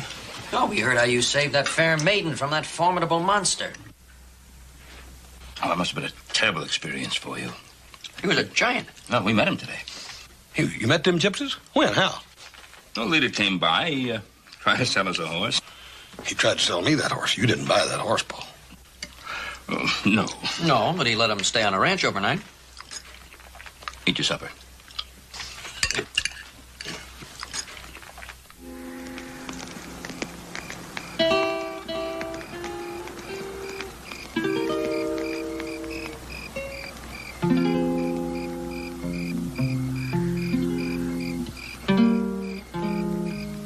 The earth has grown bleak, my love. My tortured soul grows weak, my love. Oh, dreadful fate, am I too late to own your precious charms? My poem of love has touched your heart. Ugh, your poetry is enough to sicken an ox.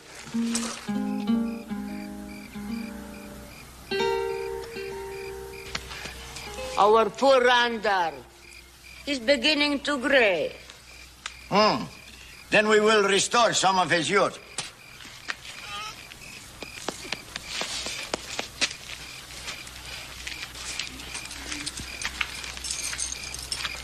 I heard young Paco playing his guitar to you. He's a good musician. You praise Paco, and yet you refuse to let me give my golden voice to the world. Rosalita, how often have I told you your voice is not yet exactly golden? Much voice training is needed. Nonsense, I am ready now. I can see it now. La Scala, the stage of the opera house. I have just finished my last aria. Oh, I am radiant. I am beautiful. The curtain comes down. Never have I heard such applause. Never have I heard such ovations. They love me. Brava. Brava, Rosalito. Oh, brava. Encore, encore, encore. Very expensive voice training. Well, maybe just a little bit, but you give me the money. You promise now. We must be practical, child. If only your uncle were rich, like Senor Cartwright. Ah, that is true. Senor Cartwright, that is a man of considerable wealth. He is gracious and charming, and he is possessed of that rare quality that is so discerning and intelligent. Horse Cartwright? No, not Hoss. The father, Senor Cartwright. Oh, there is a man for you. If we are lucky, he might prove susceptible to the pretty charms of a beautiful young gypsy girl. No, I will not do what you suggest. I will not lower my standing as a woman of purity. There are so few of us left in the world. You are right, child. So very, very few of us. You? Oh, but you who are so pure, your mind leaps suddenly to unpure thoughts. You think I would ever suggest such a thing? Oh, no, I do not think you would suggest such a thing. I know you would.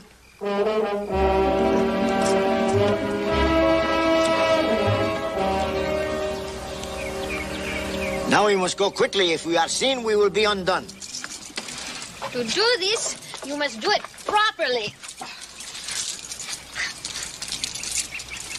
Please, do not overdo it, Rosalita. You are not yet on the stage of the opera house. Now go, quickly.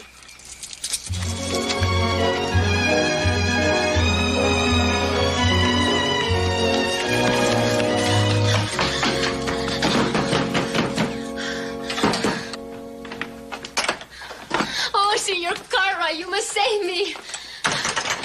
Me not, Mr. Cartwright. Nobody here except me, Hop Sing. Then you must save me. They're after me.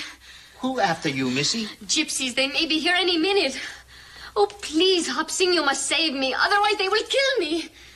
Nobody harm here on pretty head. Hop Sing guard you to the death. Besides, I lock front door.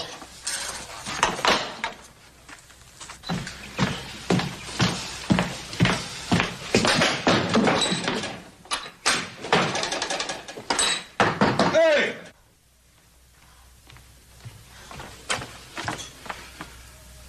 Go away, or I give you death of 1,000 slice.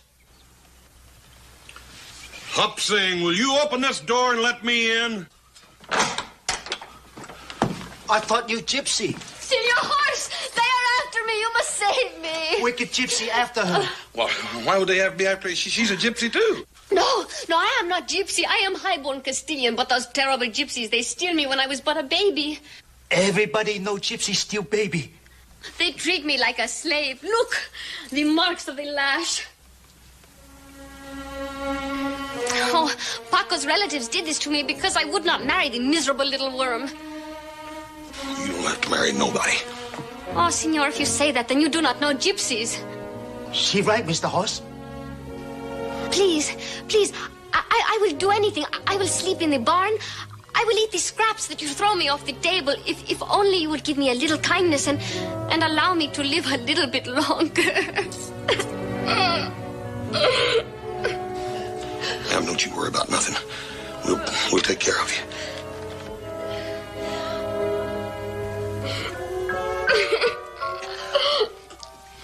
Evil gypsy not get you anymore. Come, I show you nice room.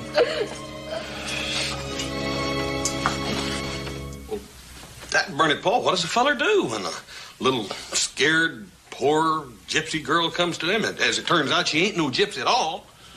And she's been beat half to death, and she just wants to keep him getting killed. Hoss.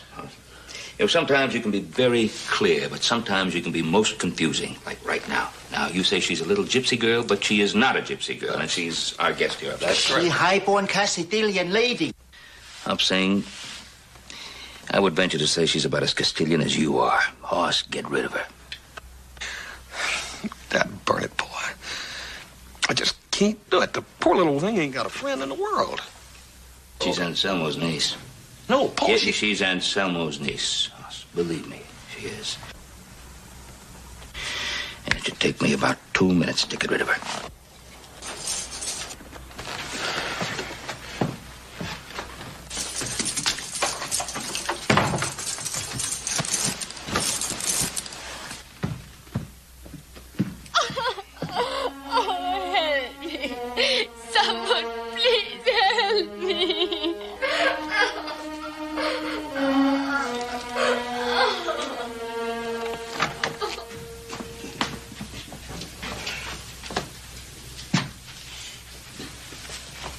Si pede, si omelette, all getting cold.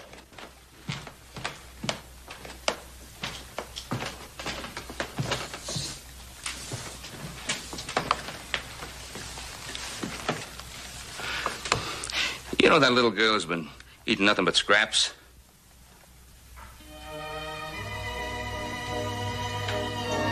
Well, I didn't want to disappoint Hop Singh after all the trouble he went to. You mean you're not going to boot her out?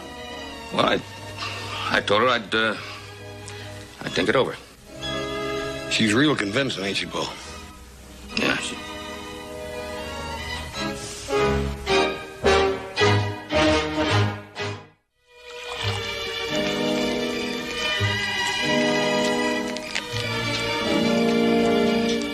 Anselmo, Dolores, I wish to speak on matters of great importance. Am I invisible? Do I not exist? Oh, you. Well, how can you exist if you cannot even steal a small rusty nail from so well-equipped a barn as Senor Cartwright's? Paco seems perturbed.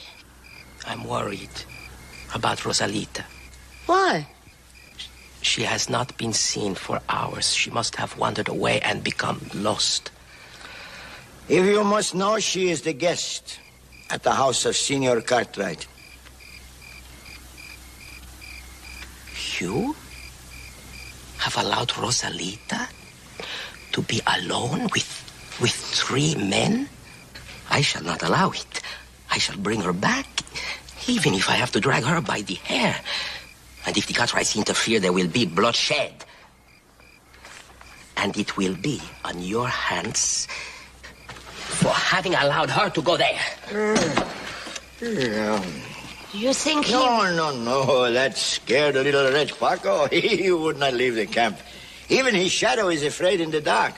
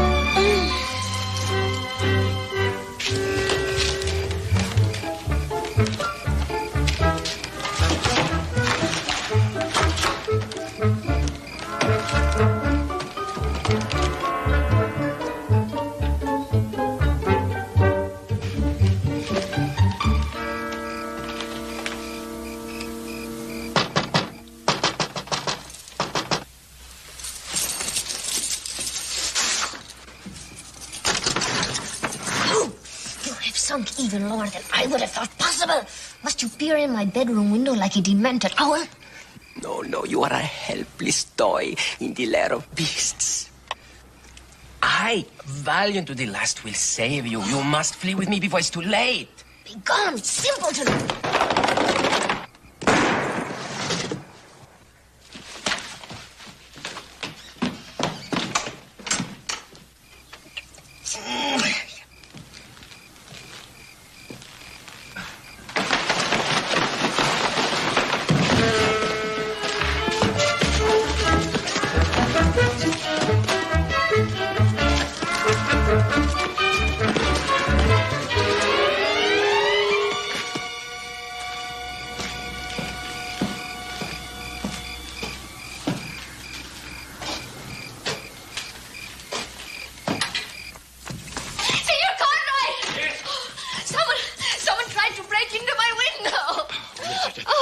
It's all right. Whoever it was is gone. He's just...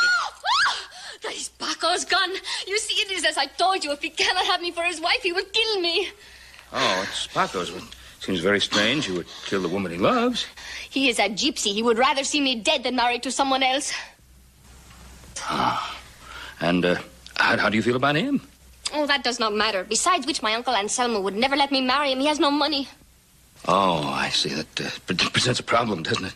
Oh, yes, and that is why I am so frightened, and why I thank you for your protection. Well? Your strong, gallant sons, they are not here? Oh, my strong, gallant sons are in town. They'll be back shortly, though, but you're perfectly safe. Why don't you go back up to your room? You had a little bit of a fright, and I think maybe a little rest would do you good, huh? Oh, gracias.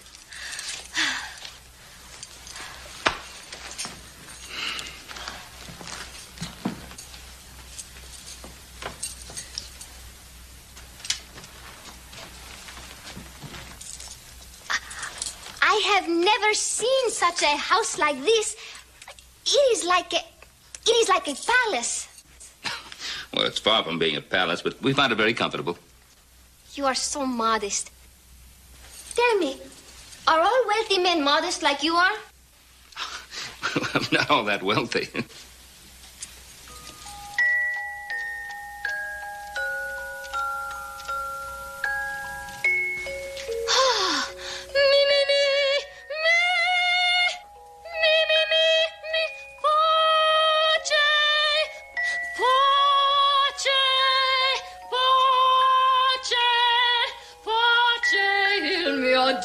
Mio Dio, il mio Dio.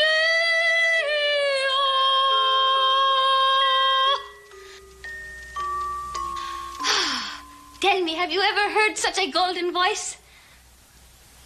I must say, I don't remember when, no. Well, it is true that I will need a few lessons to round out my repertoire, but I also need the gowns and the jewels for when I make my debut at La Scala. You have ambitions to be an opera singer? Oh, yes. Si, si, si, si, si, si, si. When I make my debut, the whole world will be at my feet.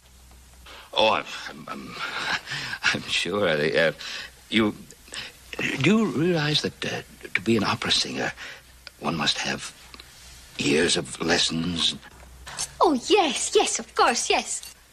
And dresses and a great deal of traveling, and it's very expensive. It costs a great deal of money. You dishearten me, Signor. I did not think you were the kind of man who would destroy the cherished dreams of a poor gypsy girl.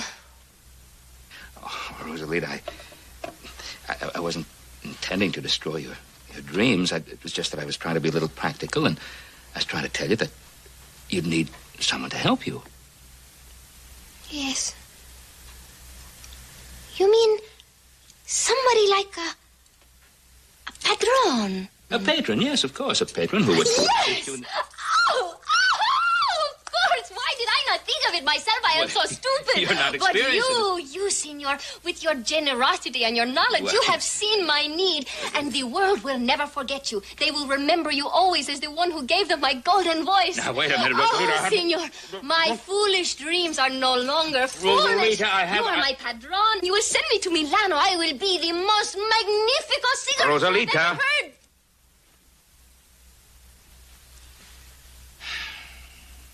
You will stay here overnight, and tomorrow morning, you will go back to your people. But then Paco's relatives will slit my throat and my golden voice will be still forever. May the world forgive me. Now, young lady, up to your room. Pronto. Senor Cartwright distrusts you. Si? He sent you home. Si. Now, I think he certainly would not like it if you were to marry one of his sons. Well, I would not like it either. I do not wish to be the wife of a farmer. You little fool, you think you are the first gypsy girl who has been paid not to marry the son of a rich man? I myself have been paid not to. 3 times. That's how I earned my dowry. Rosalita, you listen to me and listen good.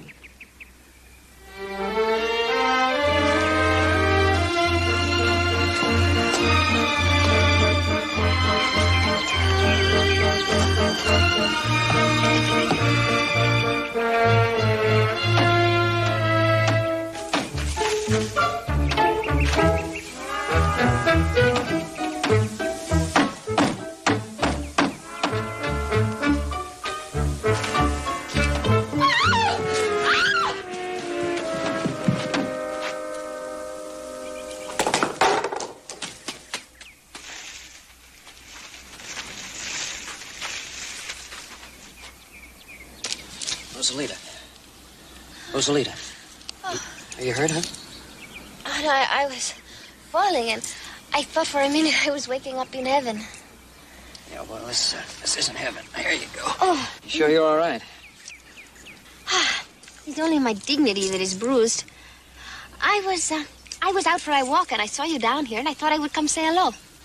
Oh, it was very nice of you to drop in. It's the first time we have been alone like this together. But, of course, I noticed you admiring me at breakfast. Oh, you saw that. I did my best to cover it up, but I just couldn't. Oh, well, you think I am beautiful. You think I am the most beautiful girl in the world, no? No. Yes, I do. Well, it is the terrible burden of beauty. Men, they admire me wherever I go, It but... must drive you crazy. Oh, yes, it is terrible. I do not want you to think that I encourage these other men, but with you, I would not be inclined to break your heart, Joseph. Oh, what makes me so lucky? Oh, you make me feel like no other man I have ever met made me feel. You are so handsome. You are so strong. You are so impetuous. You are flattered, no? Yeah, yes, I'm flattered. Well, with all these other men, I am cold like ice, but with you, I cannot control myself.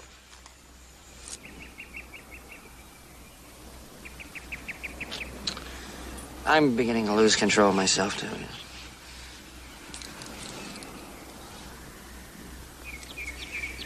Ah, he's like the collision of lightnings.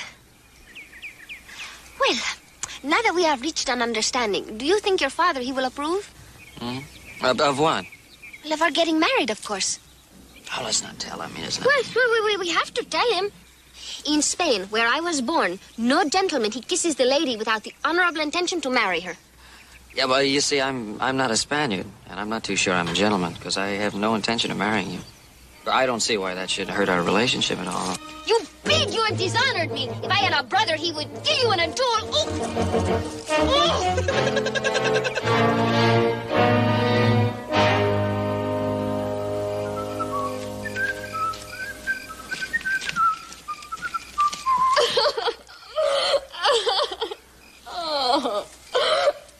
Rosalita, what are you doing here? What you crying about? What's the matter? Oh, you have been so kind to me. And I had to come and tell you that I am afraid I have broken Joseph's heart. You mean little Joe? How? He came to me and he talked of me, of love. And I had to be so cruel to him. I had to push him away because, you see, I love another one. You do, huh? Oh, he is the most wonderful, the kindest, the most brave man in the whole world. The most wonderful man I ever meet in my life. When I first meet this man, I think, oh, I could be his forever if he would have me. Rosalita, as pretty as you are, a man would have to be out of his mind not to want you. I have done everything to show this man the evidence of how much I love him. Do you think I dare to hope that he could love me back? I don't see how he could help himself. You really mean that? Sure I do. Oh, Horst! We shall be so happy together. But, Rosalita... Oh, we will be so happy.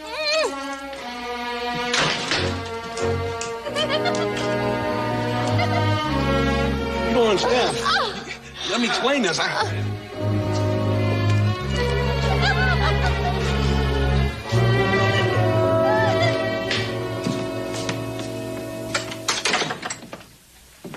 Hey, Pa. Hey, Pa. I thought you sent that Rosalita packing. What? I thought you sent Rosalita on her way. What do you mean? Well, she's out there right now in the moonlight with my brother Hoss. She's pulling the same deal on him she did on me. She's out there talking him into thinking he wants to marry her. Hoss has got more sense than that. Hasn't he? He's your son. I don't like her, but I sure don't want to marry her. Well, why did you propose to her? Bernadette didn't propose to her, Paul. That's just it. She just sort of got the idea I did. I see. What am I going to do? Well, if I were you, Hoss, I'd sort of go to her and sort of tell her that you really don't love her and sort of tell her that you're not going to marry her, sort of. Boy, that sure ain't going to be easy. Did you Did you ever look into them eyes? Yes, I have. Oh, you know what I mean.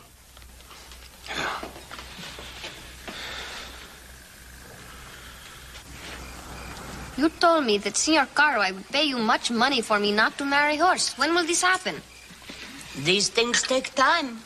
My people have done this hundreds of times and it has never failed. The richer the man, the longer he takes and the more he finally offers. In the meantime, Horse is so overcome with the thought of possessing me, he can hardly speak in my presence. It will be a pity to break the heart of so sweet a man. Who cares about broken hearts when money is concerned? Rosalita, you better go to bed. We have a lot to do tomorrow.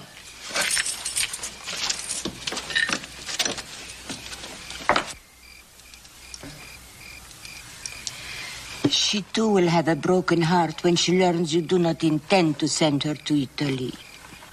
My conscience would never permit me to spend money on so terrible a voice. Besides, she will be amply consoled by her part of the money. Anselmo. Anselmo, suppose this fine scheme of yours does not work.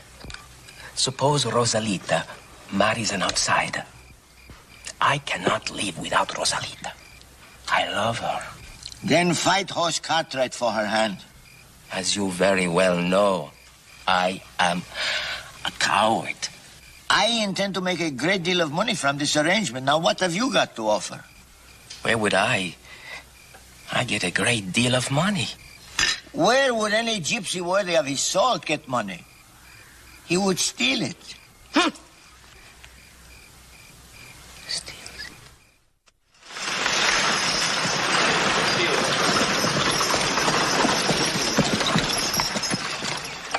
Boss, I said I wanted to talk to you.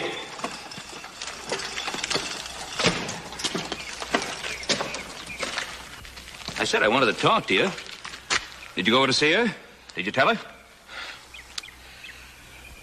Well, not so as you could notice it, Paul. You see, I just couldn't come up with the right words. Boss, maybe these might be the right words. Rosalita, I'm sorry, but I cannot marry you because I really don't love you. Paul, it ain't that easy. You do love her? Well, no, but Paul, that poor little thing's just got her heart dead set on marrying me. Oh, come on. She's got her hand set to grab some of Pa's money. I don't believe that. I don't believe that. I think you're just jealous because she said she wouldn't have you. Well, Horace, that's what you say. Now, here's what I'm saying. I'm going over to that gypsy camp, and I'm going to put Rosalita straight. And it's not going to take too much time to think of the right words. Oh, Paul, wait a minute. It's my job. Let me say it. I'll say it. But you better get the whole thing figured out. Here she comes. Be firm and be forceful. Here's your chance. Yes, sir. Now. Form and forceful. Howdy, Rosalita. They are so understanding. Yeah. Oh. Understanding. Yeah, that ain't exactly the word I'd have chosen. But look, Rosalita, there's something I got to talk to you about. I know. You want to talk to me of love. Well, no, not exactly. You see, I got to explain something. No. I cannot come into your arms until I have confessed the terrible burden of guilt I carry. And what's that? My betrothal to you was a plot by my uncle to get money from your father. He hoped that your father would pay me not to marry you.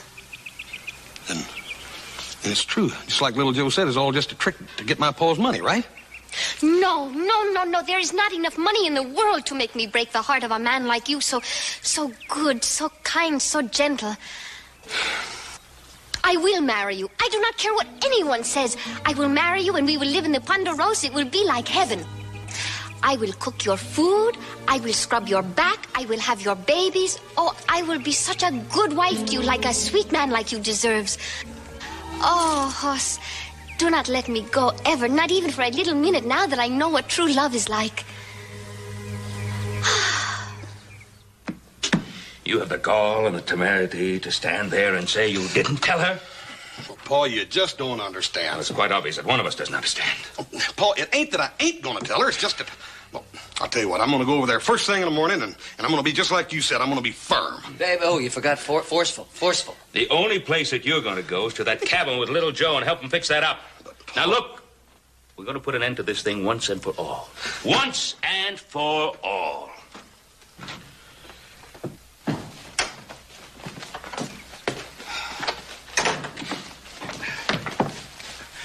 You lie away before breakfast.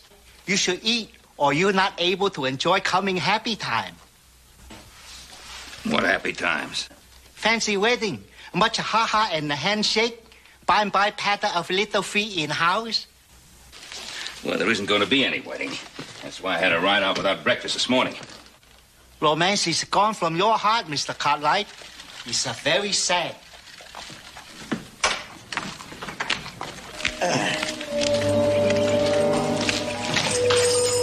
Hello. Oh, hello, senor. These are Rosalita's belongings. Huh? This must be our last goodbye, Senor Cartwright. I regret we cannot stay for the wedding, but we must get to Oregon before the rains come and make the roads impassable.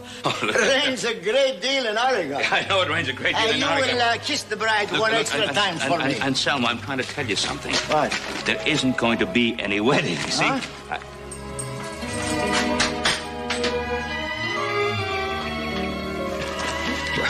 And Selma, I'm a patient man. Believe me, I'm a very patient man, but this silly business has gone too far. Just too far. Do you understand? Senor, you know there are times when I believe you do not approve of my niece marrying your son. And there are times when I don't think you approve of it either. How do you like that? For one thing, it's against the gypsy law. Oh, please, senor, do not change the subject. I want your niece out of that house. And I want you and your family and your wagons off the Ponderosa today. Me, my wagons, everything. Yes, senor. We do not wish to stay where we are not welcome.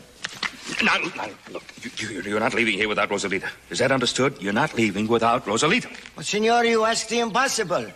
I am a romantic, like all the gypsies are. I could never bring myself to destroy the love these two have for each other. The love these two have for each other. Now, look, if you're not going to get her out of there, I will get her out. Do you understand? I stay here. Don't move, just stay here. No. Oh, Mr. Cartwright, it's a very nice having high-born Castilian lady in house again. Maybe so we have wedding after all. Please, not to enter. I am dressing. Will you hurry up, Rosalita? I've got to talk to you. Later, I am making myself beautiful for horse. Well, Rosalita, I've got to talk to you right now, and it's very important. You wish to talk about the wedding arrangements? No, well, yes, that's, look, Rosalita, my son Horst, there isn't going to be any wedding. You say this, but Senor Horst does not say it. Goodbye, Uncle. Goodbye, little one. Have much happiness. Have a nice trip to Oregon. Give a big kiss to Dolores. Anselmo! Anselmo!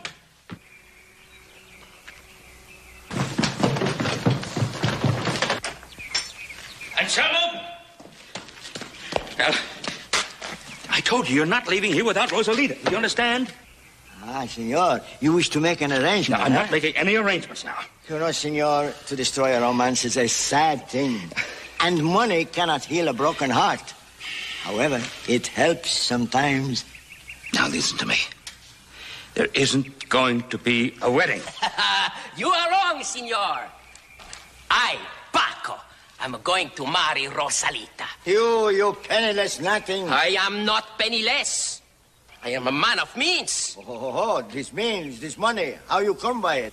I tried to tell you this morning, but you wouldn't listen. I stole Randa. I sold him. You stole my horse?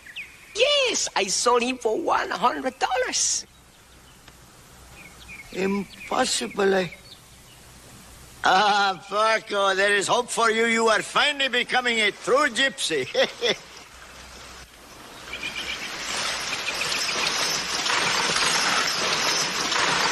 Oh, that's right. I want to speak with you. Yeah, what about, Paco?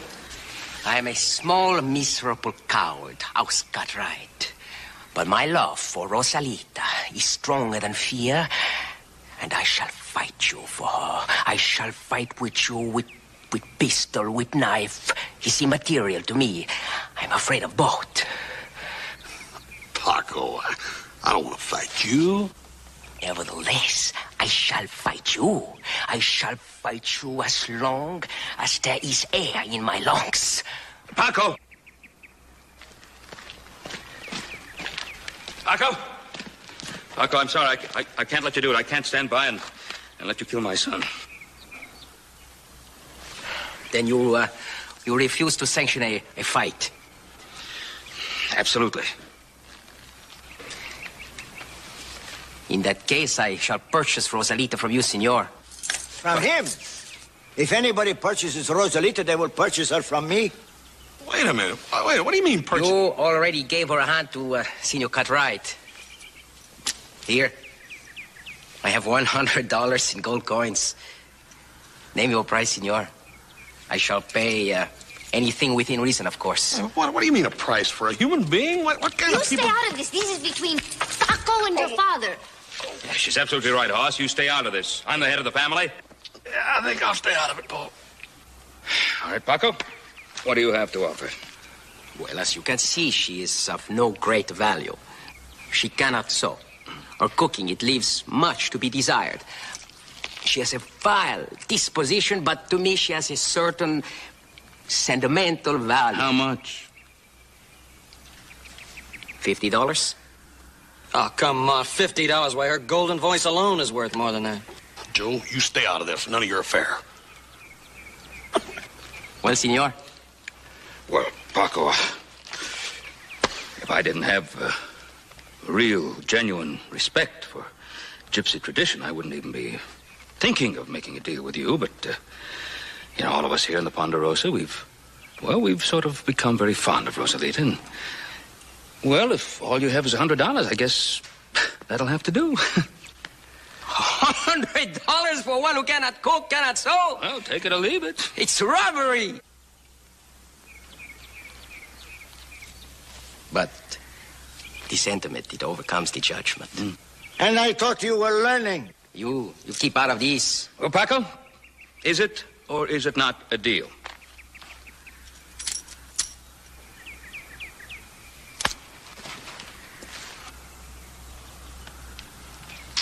Oh, I know how it grieves you to lose me, Horse, but I cannot help it. It is gypsy law. But somewhere in my heart, there's always a place for you. Well, I'll tell you, Rosalita, I ain't gonna soon forget you either. Come on, Rosalita, we cannot waste any more time. We must be on the way to Oregon. And goodbye, Senor Cartwright. It was a pleasure to know you. It's too bad you weren't born a gypsy. You would have made a good one. A good one. Come on.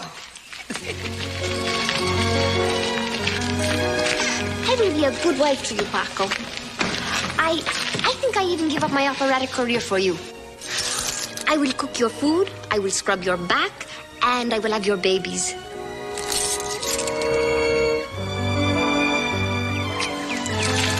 Goodbye, Hobson.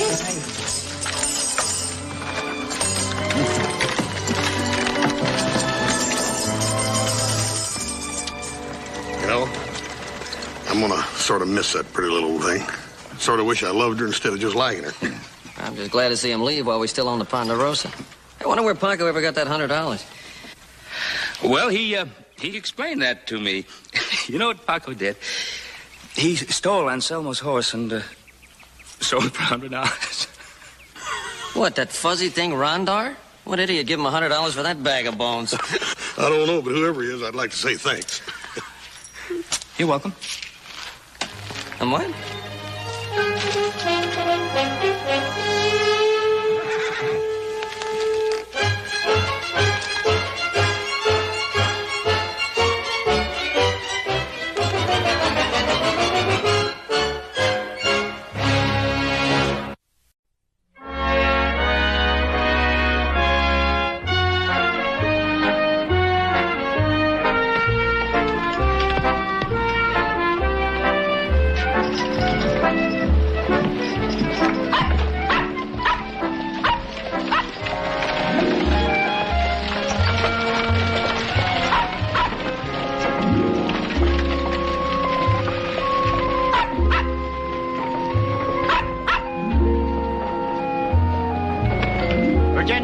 Fillmore.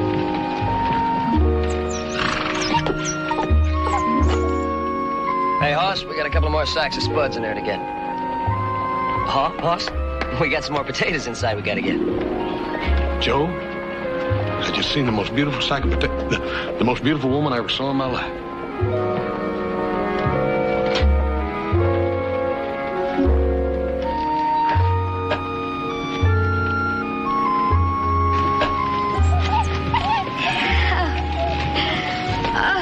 What a quaint hamlet. I don't know what you mean by quaint hamlet, miss, but Virginia City folks are mighty proud of their city. Well, Miss Denise only meant to say that. Oh, my darling man. I just mean its rustic charm is quaint. Still, I wouldn't use that word quaint around here, miss. We take it as someone being a little whirly.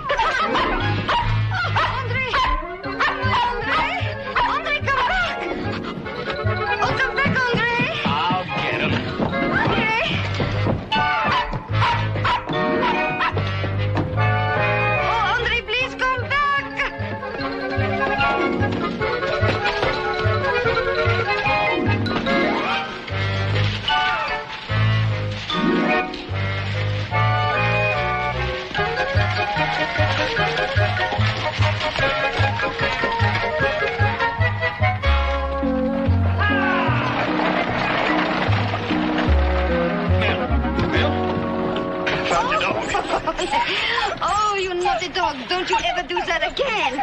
Never. I'm so thankful. Oh, you saved my little Andre. Oh, I wasn't nothing, ma'am. I just run him around the block, cornered him back there in the alley, and picked him up. And there he is. Oh, I can never thank you enough. Monsieur... Cartwright, ma'am. Horse Cartwright. And like I said, there wasn't nothing to it.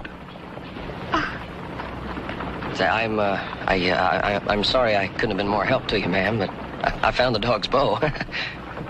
Merci. You're both so kind. My name is Joe Cartwright. His name is Little Joe Cartwright. Of course, I'm the youngest. That's why they say that. I am Mademoiselle Denise. Brothers? Occasionally. Well, I'm glad your dog fell into friendly hands again. Oh, Fillmore, this gentleman captured Andre, and this gentleman found his bow. Fillmore? I'm Horse Cartwright, and this is my little brother. Oh. Little Joe Cartwright. Oh, good. I'm Mr. Fillmore. I'm manager and accompanist for Miss Denise. I believe you and I have met. Yeah, I'm sorry about that little accident. Fillmore, such kindness should be rewarded, Fillmore. Oh, yes. Yes.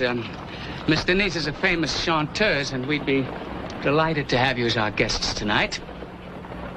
A chanteuse? I didn't know they had that kind of thing going on here in Virginia City. I sing. And Monsieur Fillmore accompanies me on the piano. Well, I'll tell you. You'll just have to forgive my little brother here, ma'am. You see, the finer things in life, he just ain't too familiar with. Why, you don't know what a chanteuse is. Here we are. There are 2 tickets for tonight at the Silver Dollar. Well, thank you very much. That's 1 for each. Very kind of you. Very nice of you indeed. I will see you tonight. I can guarantee you're going to see me. I mean, we will be there. Bonjour, the gentleman. Bonjour. Same to you, ma'am. Fillmore? You didn't know what a chanteuse was, you phony. We gotta get to work. Come on. Come on.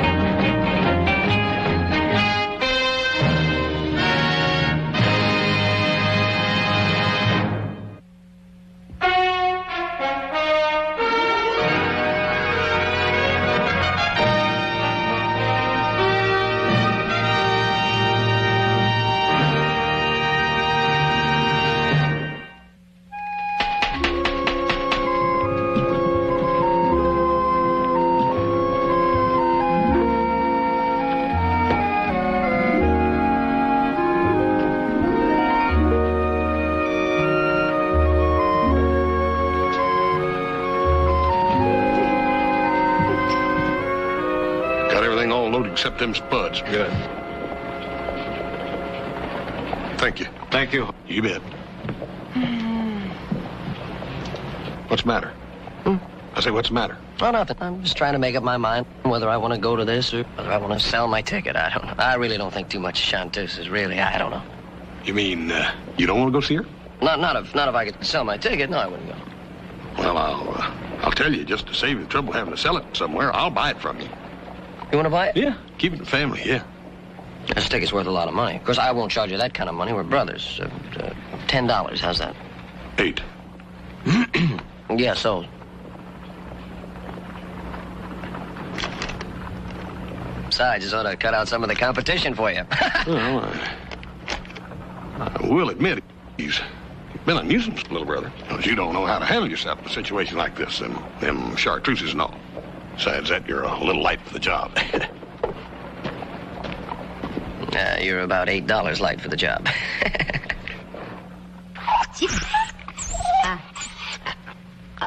Good. Come in. Oh. Well, I looked over the Silver Dollar Saloon. Please, Fillmore, you know I don't like the word saloon. Well, never mind how you feel about saloons. Just don't lose the French accent. Oh, well, how was it, huh? About this animal. Oh, he loves you, Fillmore. Yeah, he loves me, but he's a pest. Oh. Yeah. And the Silver Dollar doesn't seem too bad, and the advance sale seems to indicate a sellout. Heavy on the French, huh? Well, it's selling big this year, so play it up. I also learned that our newfound friends, the Cartwrights, are pretty important people around here. Oh? Well, as long as I'm going to be around here for a few days, I might as well, enjoy myself, well, Sherry? Don't start toying with those two boys, huh? Oh, mon ange, how you worry. I wonder how long a dog lives. What do you mean by that? Well, as your manager and accompanist, it seems to me that I spend an awful lot of time looking for Andre when he's missing. Please, Fillmore, do not talk like that in front of Andre. He's so sensitive. All right, only don't lose the French accent. Oui, monsieur. We will be very French, Andre, baby. Baby. I must say you look pretty good. You like it, huh? Yes. Unit-up version of House Cartwright. Something special. Yeah, well, I got to tell you, this Mr. Denise is something special, Paul. And I appreciate you taking me as your guest. Oh, my pleasure, Paul, my pleasure. I just hate to leave without knowing where little Joe is. Paul, don't worry about little Joe. Let's get on in. I don't want to be late for that performance. Hey, see, Paul? Here's the ticket. Not only is she beautiful,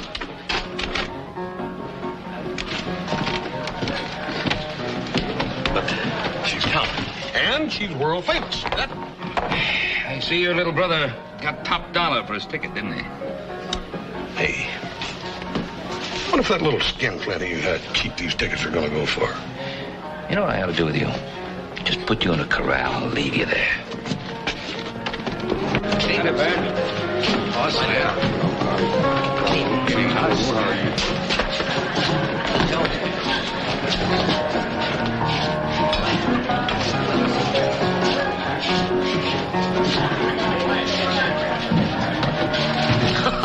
Oh, hi, fella. Oh, good evening, Boy. I didn't see you standing behind us. Got yourself a new suit, huh?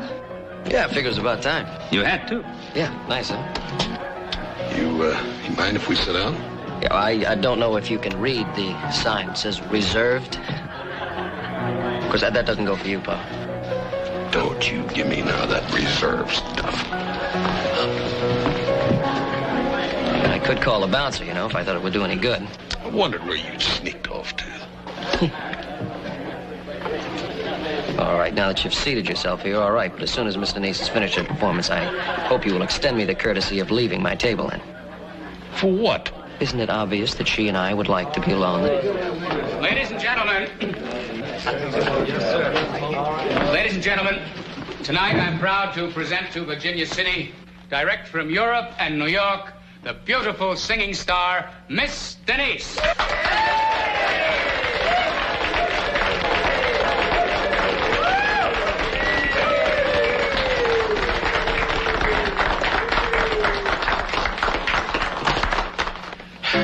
something, Paul? Sure is. Sur les ponts d'Avignon, on y danse sur les ponts d'Avignon, on y danse tout en rond. Les boumisseaux font comme ça, et puis encore comme ça. Sur les ponts d'Avignon, on y danse sur les ponts d'Avignon. Crazy about. Hey, would you mind moving over a little bit? I'd like to see the show. Howie, ask him to please move aside. Et puis encore comme ça, sur les ponts d'Avignon, on y danse sur les ponts d'Avignon, on y danse tout en rond. Les militaires font comme ça, et puis encore comme ça, sur les ponts d'Avignon, on y danse sur les ponts d'Avignon, on y danse tout en rond.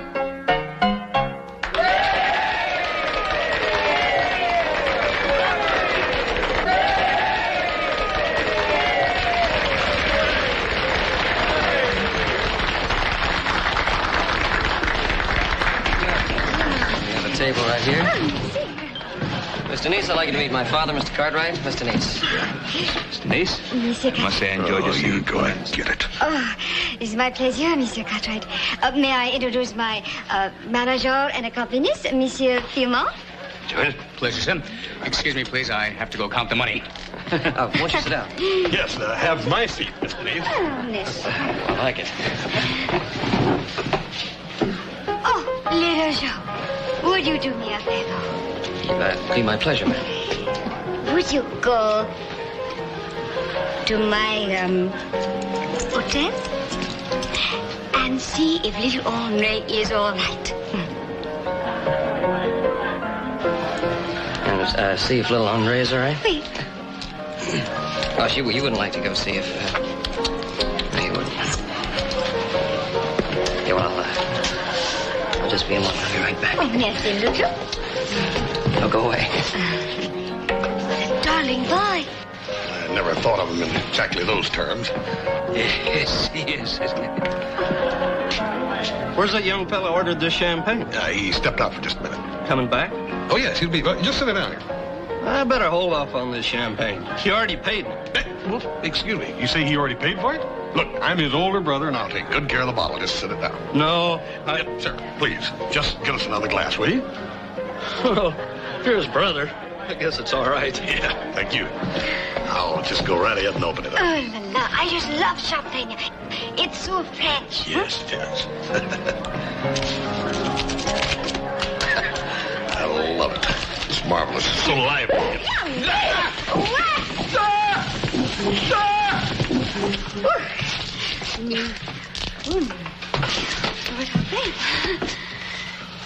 Well, at least a glass left. Your aim was bad. What are you doing? Yes, get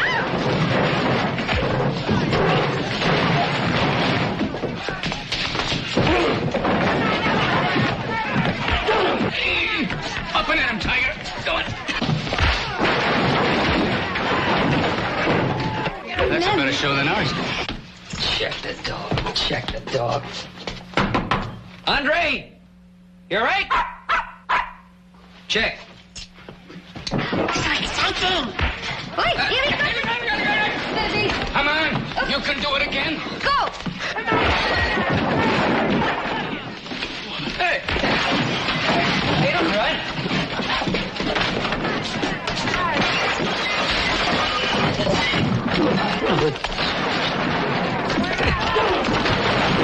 Watch my shoe.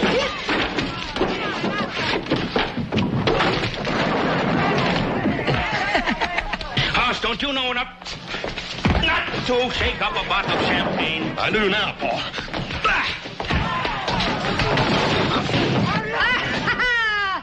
It didn't really make no difference, old Paul, because little Joe had already paid for it anyhow. What's on the rocks, little Joe?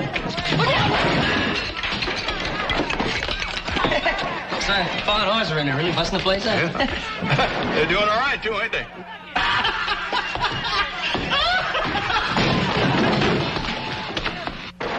reckon I better break it up now? I reckon. I sure hate to. Sheriff. He just went right by.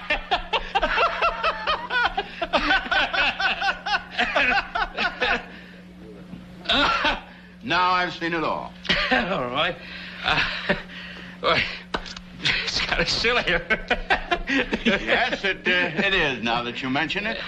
Well, I really would like to explain No, there's no need of that. I think a collection of hard cash to pay for the damage done to the saloon would be a better way of explaining it. Good night. Good night.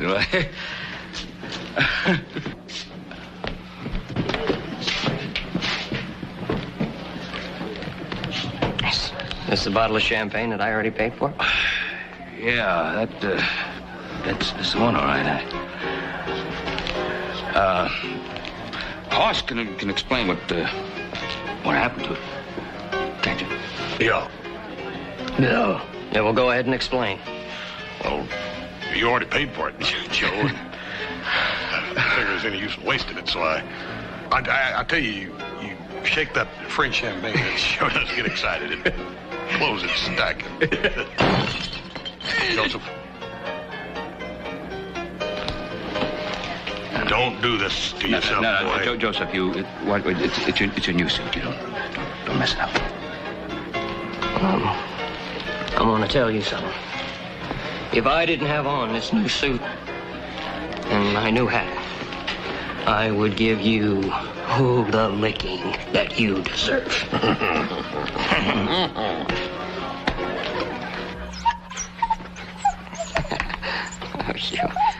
As I was saying, Mr. Neese, I'm terribly sorry about what happened the other night. Oh, I thought it was exciting. And the way Ben and Hoss handled the situation, it was magnifique.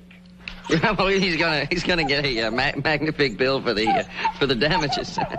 Oh. Too bad you miss it. No, I'm sorry too. If I could have been there, I could have really. Oh, excusez-moi. Oh, certainly. Oh, Cartwright. Hi, Mr. Neese. Do come in. I brung you some. Flowers. All sweet. Oh. Is he bothering you? No? I just wanted to show Mr. Neese that we're all not ruffians and brawlers.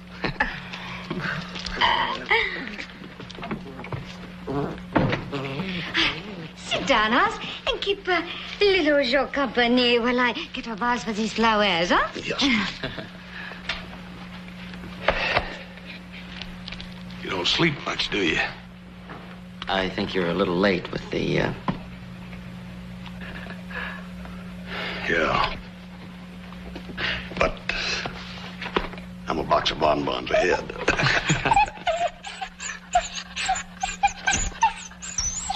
Hey, you see that? Even Andre's caught on to your way of operating. You know what they say about animals? They always know. Oh, you're so big, he probably thinks you're a tree. Could I impose on one of you boys to do me a favor and... Ah, ma'am, I'd be happy to oblige you any way I could. Oh, thank you, Hoss.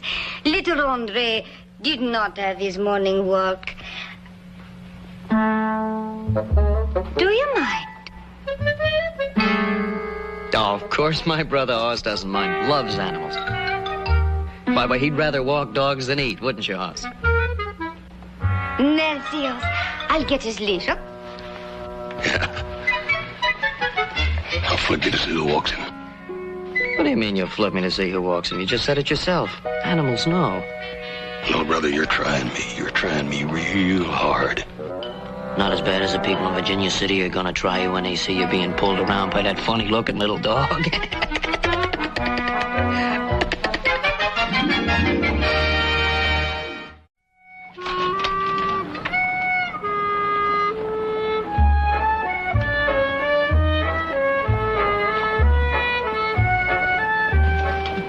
Morning. Morning. How are you? Nice morning.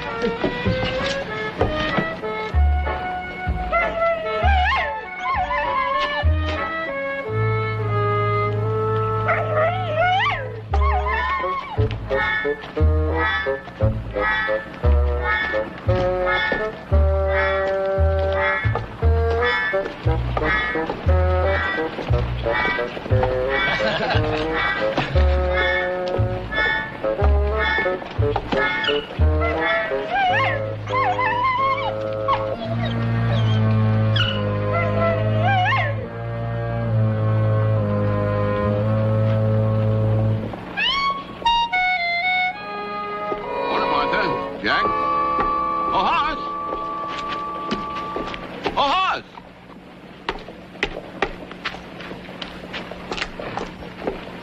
Oh, Hoss! Glad to see you. Howdy, Roy. Did you park him into town? Oh, no, he didn't, Roy. He stayed out the ranch. Oh, that's too bad. You going home for supper, ain't you? Well, I sort of figured on it, yeah. Yeah, well,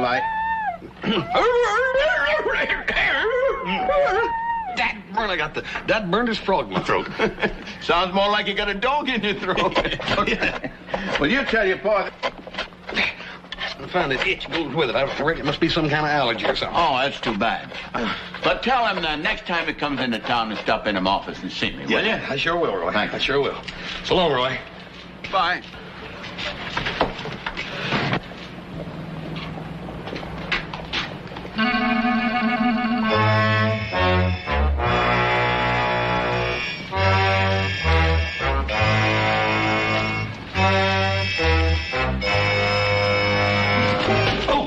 Oh, I'm sorry. I don't reckon I was watching where I was going. It wasn't looking what you were doing last night.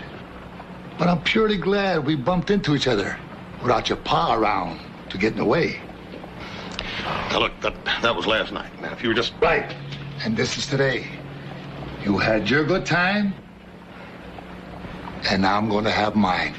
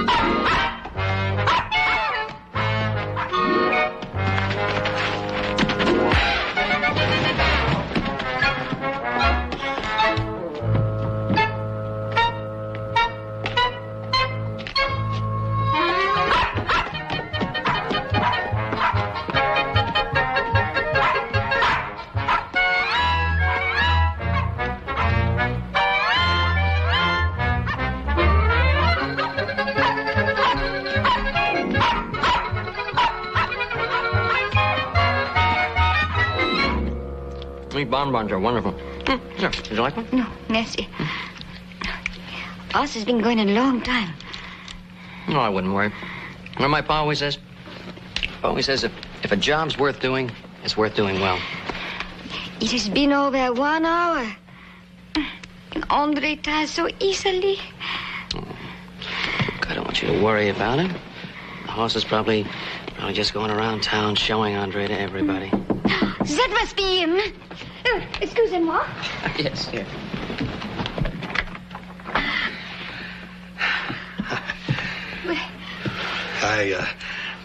Miss Denise, you ain't gonna believe this. I lost your Andre. You what? Yeah, I lost the little doggy. You lost him, Yeah, my baby. My baby. My baby lost him. Please don't worry. I'll find Andre for you. Don't worry. That's right, Miss Denise. Don't you worry. I'll find him. May I make a suggestion? Oui. Why don't we put an ad in the paper and offer a reward for Andre? That is an excellent idea. I was just about to suggest that myself. You just make the reward, I'll pay it. It makes no difference. Just make a reward for I don't think it fair that we decide how much the reward should be. After all, it is your dog, your love. I think we should leave it up to Miss Denise what the reward should be. That's a good idea. I was just about to suggest it myself. You just make out the reward for whatever you think is fair, and I'll pay it. A reward. Oh, merci, monsieur. Oh, thank you. Oui. The reward was my idea. Oh, merci. It was not. Miss Denise, I'm paying the reward. Miss Denise. Miss Denise. Have a bonbon. I will go put that ad in the paper right away.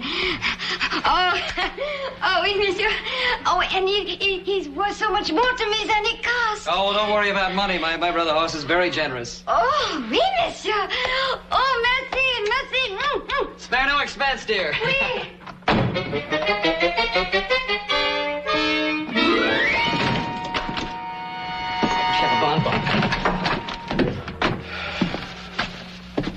What's the matter, Pa? You look kind of tired. Just not used to the kind of shenanigans we had last night. And I heard all over. I'll wait till we get the bill from the Silver Dollar. There's going to be a big bill, too. A lot of damage. All those tables, chairs, bottles. I'm sure glad you taught me not to get involved in those kind of things. You know, Paul, you wasn't the only one involved in that. The rest of them all have to pay their share, too. I think you ought to pay at least half. Where's he going to get the money to pay for at least half? Well, same place he's going to get the money to pay the reward. What reward? Reward for what? Paul, see, I lost Miss Denise's little dog. And little Joe here thought that the least I could do was to run an ad in the paper and offer a reward for him since I lost him. A reward for a dog? What kind of reward are you offering? Well, I don't rightly know. See, she was putting the ad in the paper while I was out hunting the dog, and I didn't state no exact figure. You let her state an exact figure? Well, yeah, I reckon I did, Paul. You know, Miss Denise thinks the world of that dog. That's a very unusual dog, very expensive. I wouldn't be surprised if the reward for that dog ran maybe $10, maybe $15. Well, I reckon I can live with that. A pound. You mean neither one of you has seen the ad? Neither one? No, paper wasn't printed when we left town. That's too much for me. Excuse me, I'll go to bed. Yeah. Night, Pa. I think I'll join him. No, I wouldn't if I were you. How come? I think you better get in town. Start looking before the stampede starts. What stampede? The stampede to get the reward money for that dog that you're going to have to pay. Yeah. Might as well. I don't reckon I could sleep anyhow wondering. Hey, don't forget, take a lantern. It's hard to find a little dog in the dark.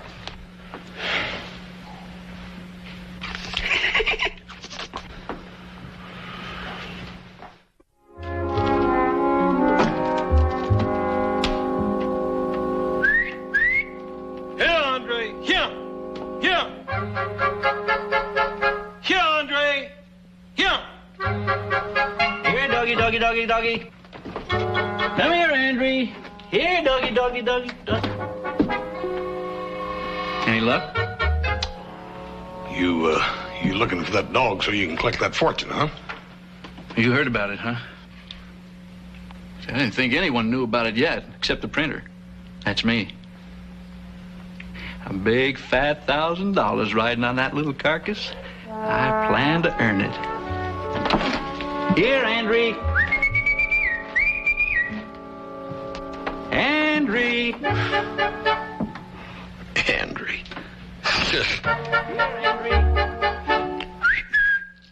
Here, Andre. Here. Come on, Andre. Andre. Here, Andre. Here. Here, Andre. Here, boy. Come on, pup. Here I am. Andre.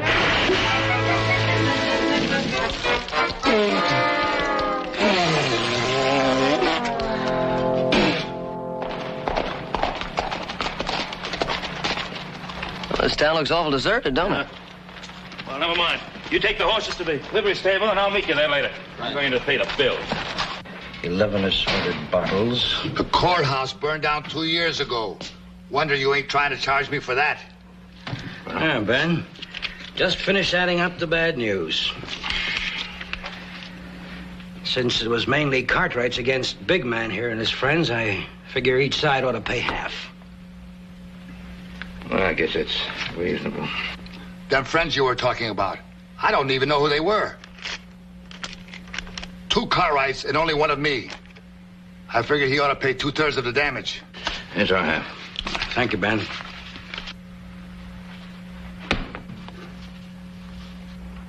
You don't stick me with half, Cartwright. You and me are going to sell it right now. Here, Andre.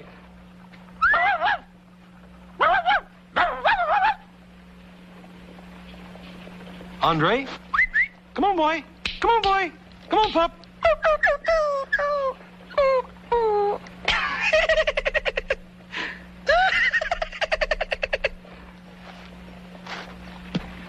What's the matter? No luck? Yeah. Yeah, all kinds of luck. Hey, where is everybody? There's nobody even in the livery stable. Everybody's got any legs is out looking for that dad-burned dog to collect that $1,000 reward, thanks to you. 1,000? She put $1,000 reward on that little dog? That's right, $1,000. Oh, gee, I'm sorry. I had no idea at all she was going to put that kind of money on the dog. If you're so sorry, how come you ain't out helping me find him? Well, I would help you look, but then if I found the dog, and you'd owe me $1,000, and I couldn't live with myself knowing you owed me that kind of money. Don't feel bad. You have enough to worry about. I'm going to go console Miss Denise. She must need someone desperately about now.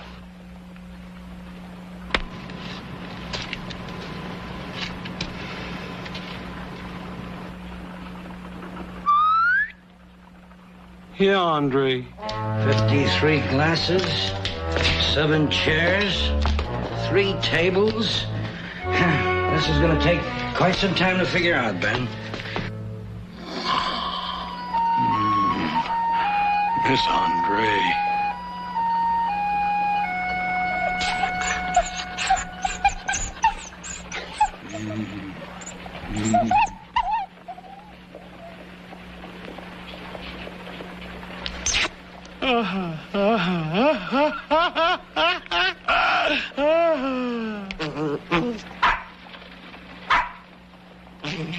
Andre! Andre!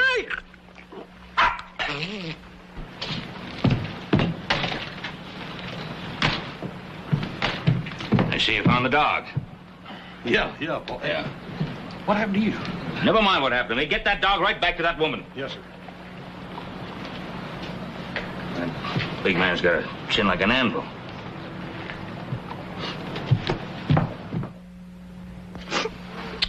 No, don't cry. Somebody will find Andre. He has had nothing to eat for hours. Poor thing. Poor thing! Is that all you can say? Poor thing! Denise, you're just upset, that's all.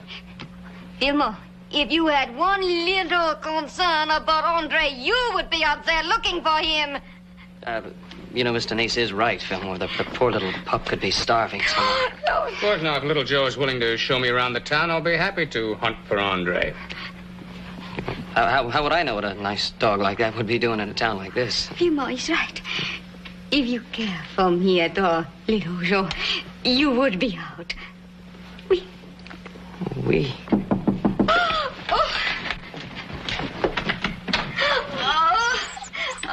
There he is, safe and sound. Oh, my naughty little boy.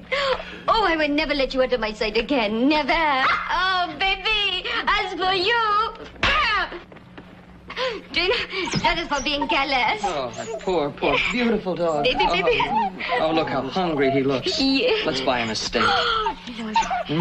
Andre will love you forever. Oh, and I'm going to love Andre. Oh, give me Come this. on, dear. Excuse-moi. Pardon me, brute. Baby.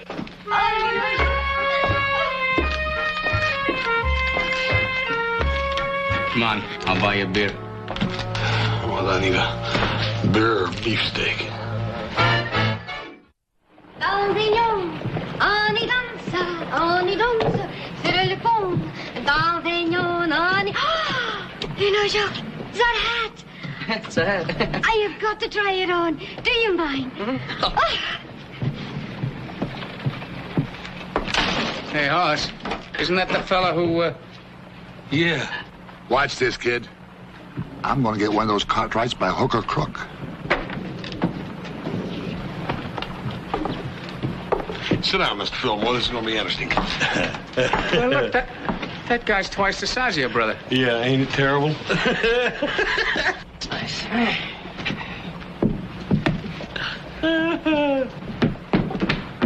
You're a Cartwright, aren't you? Yeah, Joe Cartwright. Nice.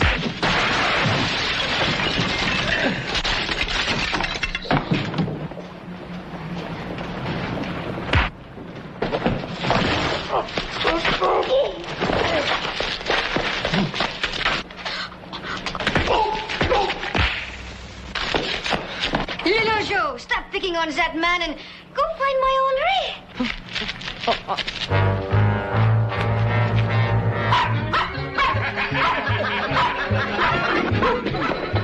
Andre, come back.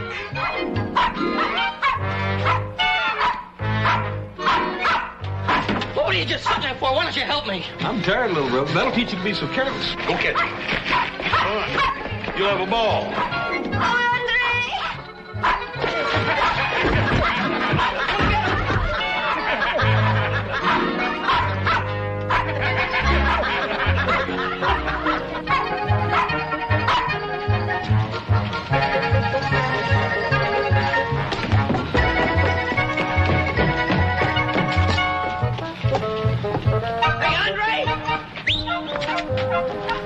You lose your horse, little Joe? You want to ride home with Hop Sing? No. I got trouble, something. You go ahead.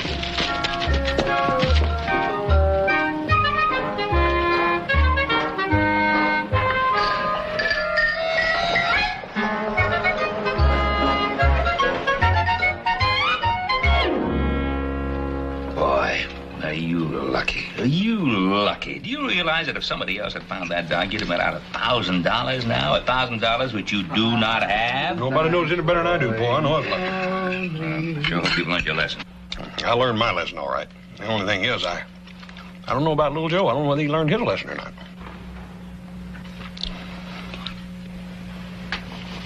Tell him about the fight, Joe. What fight? Fight. I was talking to Bruno yesterday. He told me he had another fight over there in the Silver Dollar, and he broke a whole bunch of bottles. And Joe, man, that ain't the fight I was talking about. Tell Paul about it. Your fight. Your fight? Tell him about the window, Joe. Tell him about the whole thing. What window? What fight and what window? Wait, the window over there in the millinery shop. There's a window in it, and I was sitting there watching Miss Denise's little dog. Oh, that dog again. And she was inside trying on a hat. You know how women are. They love to try on hats. I know you know about women. And, that big man that you had all the trouble with came up and he punched me right through the window. And when I went through it, it broke. And I mashed a whole bunch of them little hats, and I busted up this kind of dummy in there, and the corset got unstrung. You don't have any money to pay for any of this damage, do you? I don't have any money to pay for it. Say, I don't have any money. That big man has costed me a fortune, just a fortune. Come here to Father Joe. What are you so happy about? Hop Sing happy. Very happy. Yes, I can see that. I could use a little happiness right now. What's it all about? Have a hunch what make me happy is make Mr. Hoss more unhappy. You see, Hop Sing going to be rich. Very rich. Hop Sing, how do you figure that whatever will make you very rich will make me unhappy? I don't understand. Hop Sing earn a lot of money. Boy, don't be so inscrutable. What is it? What? Well, how'd you earn a lot of money? Hey, let go, Jake. Hey, Andre! Hey, I'll take him back to Miss Denise. Hop Sing take him back. Cute little doggy make Hop Sing wealthy man. Get $1,000 reward from Mr. Hoss. Soon as I take little doggy back to Missy Denise. Rồi con cậu chạy. Cậu chạy. I didn't have the heart to tell him there wasn't any reward anymore. You cancel an ad, you cancel a reward.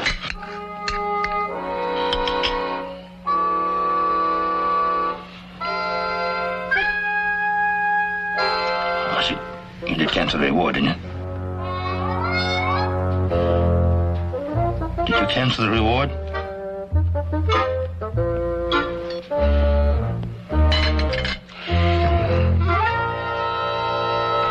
Well, you just have to pay him the $1,000. That's all. You just have to pay him the $1,000. You didn't cancel. Wait a minute, Paul.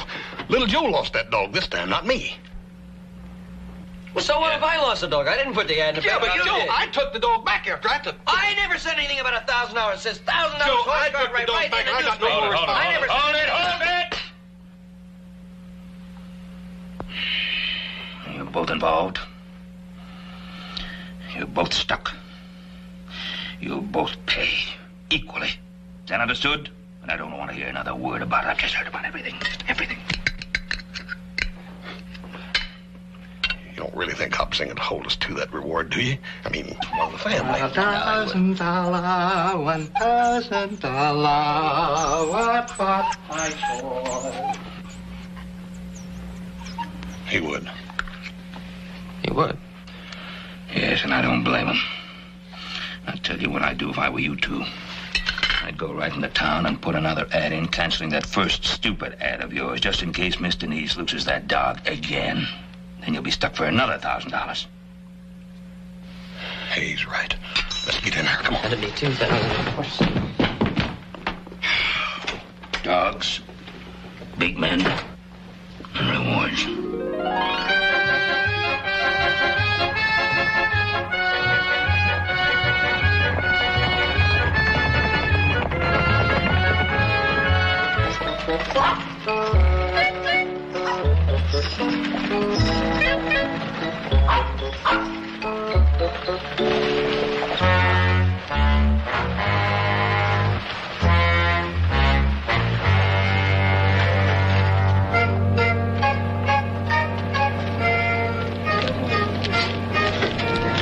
You got something there that belongs to me, friend.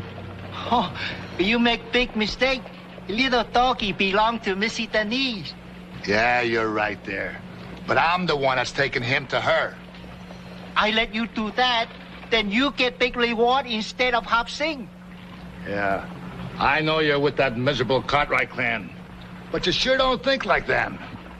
You got sense. So just hand over that yapping mongrel and we'll part peaceful-like. You say I got sense and you right. More sense than to let you get big reward. Now, if you got sense, you let me buy. I can't say I ain't going to enjoy this. I finally found me a Cartwright that I can work over real good.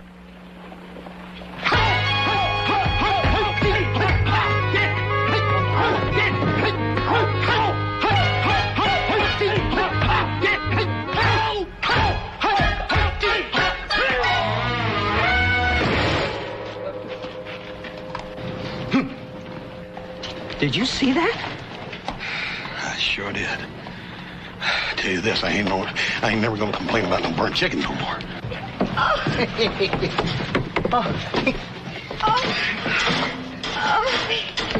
baby. Oh, Andre, don't you ever do that again. Hop Sing thinks Small House Cow is a good place to keep little doggy safe from danger. Oh, how can I thank you? I must reward you. Oh, you return my precious lamb, and you must not refuse. Here, you must take it. $5.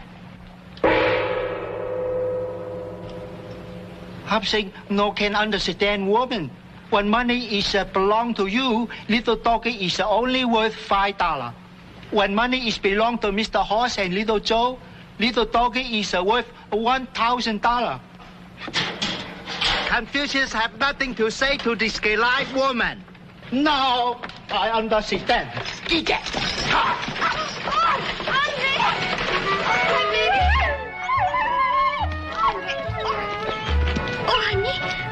Andre loves you. Look. Yes, ma'am, he sure does. You poor mom. Here. Would you hold it? Yes. Thank you.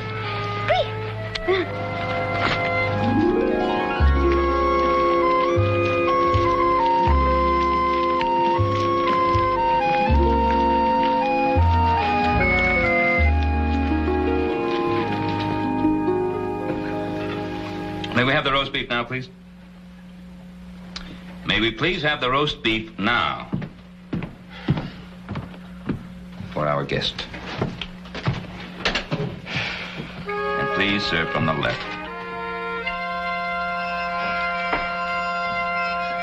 More bread, please. More bread coming up. I heard him. More wine, please. More wine. I heard.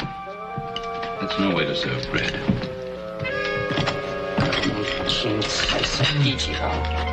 Yeah? Stop saying? Sko.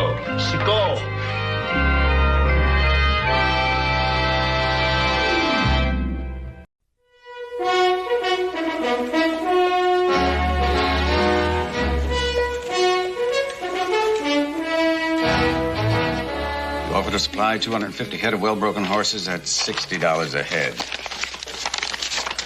Now the bid of Mr. Sam Butler. Right here. You offer to supply 250 head of well-broken horses at $55 a head. That's right. And finally, the bid of Mr. Ben Cartwright. Sir. And you offer to supply 250 head of well-broken horses at $58 a head. Contract goes to Mr. Ben Cartwright. Now, hold on here. You better take another look. My bid is $3 a head less than his. There's another consideration, Mr. Butler. Yeah, what's that? I inspected all the horses offered for sale here and found the Ponderosa stock in far better condition than any other. Mr. Cartwright, let's go out to your ranch and complete the details of the transaction. Yes. Well, better luck next time, Sam. Yeah. Paul, I'm gonna stop and pick up those supplies. I'll see you out the range later, mate. Fine, I'll see you later. All right.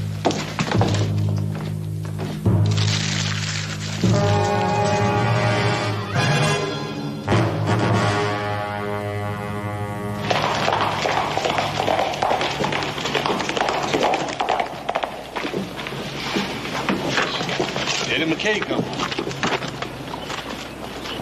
Jed McKay's boy? That's him.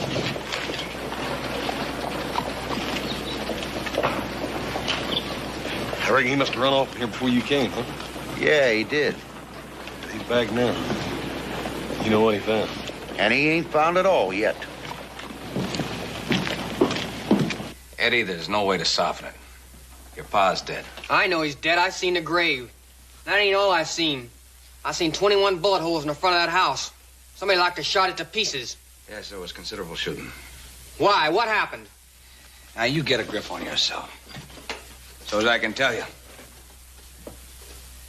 Your pa's back got worse after you left. A whole lot worse. Finally, he couldn't work at all. He went head over heels and dead.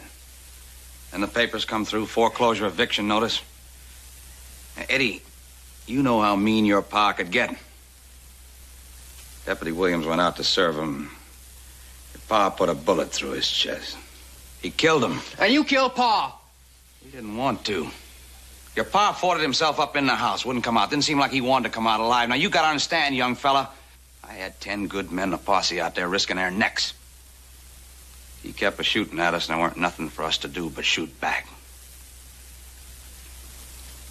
I'm sorry as can be, Eddie. Yeah. Yeah, I'll bet you are. Now, you hold on a minute.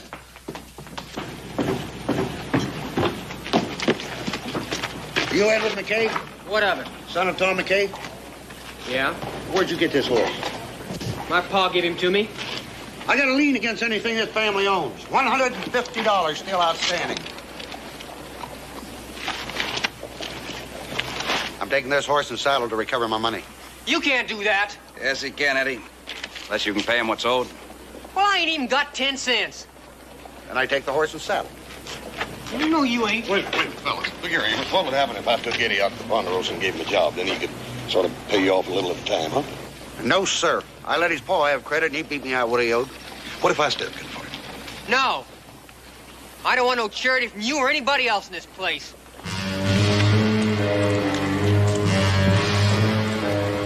That kid's wild, mean. What do you want to try to help him for? It was my bullet that killed his father.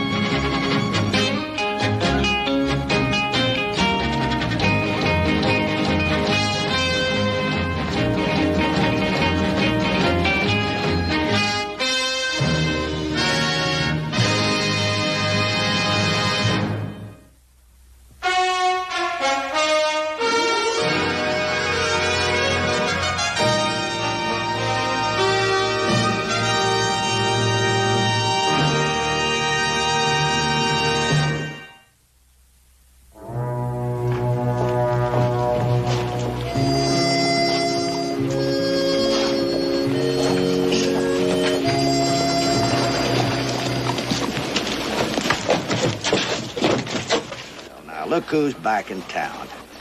Mr. Butler. That's right, Sam Butler. The man who gave you your first job. You glad to see me, boy? Sure I am. You little thief, you. I am not. You broke into my office, broke into my desk, and took $75, and you don't call that stealing? I had to have that money. My pa needed it. Let's go see the sheriff. You're going to jail. No, wait a minute, Mr. Butler, be please. locked up. I'm crazy scared of jail, Ain't please. that just too bad? Please, could I work it out? What do you mean, work it out? Amos Road took your horse and your saddle. And I don't hire no man unless he's got something to ride. Well, what am I gonna do? I don't know. I just don't know. You had a chance to work for the Ponderosa. Why didn't you take it? I don't want no charity. Yeah, but Hoss owes you. What's he owe me for? He's the man that killed your pa. Hoss Cartwright, huh? Yeah.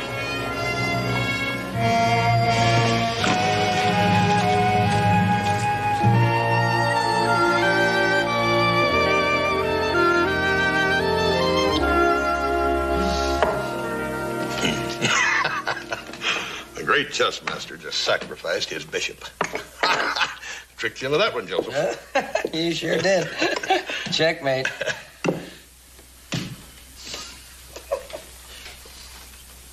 Well, I'll say one thing for you, Hoss. You're a good loser. Yeah, well, you ought to be. He's had enough practice. I'll see you in the morning.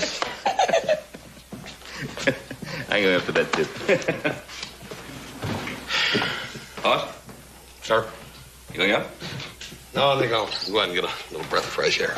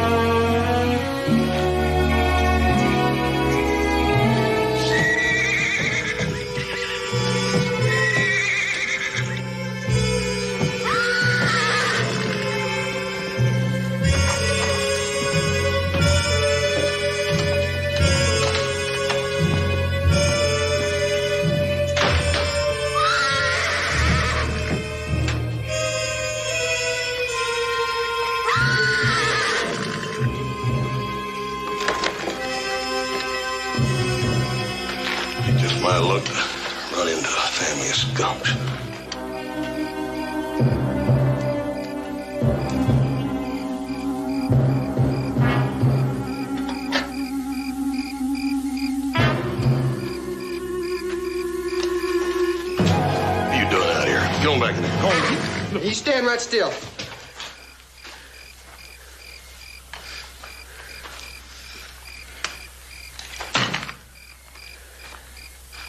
Now, you turn around. I ain't gonna shoot no man in the back.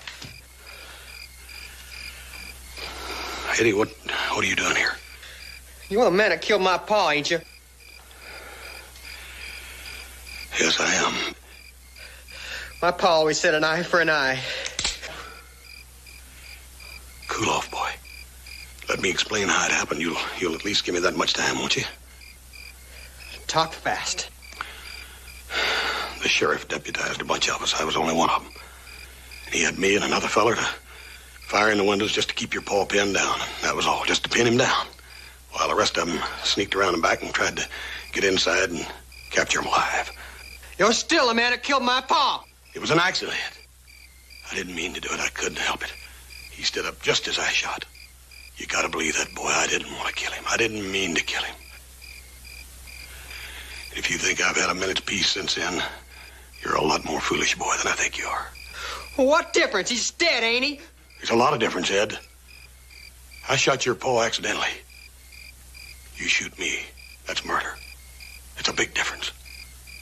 That ain't an eye for an eye, Ed. One's accident. One's murder. You ever taken a man's life, Ed? It ain't something you can live with easy. Believe me, it ain't. But if murdering me is what you gotta do, then ain't no way I can stop you. So, get to murdering. Think about it. Think on it real hard, Ed.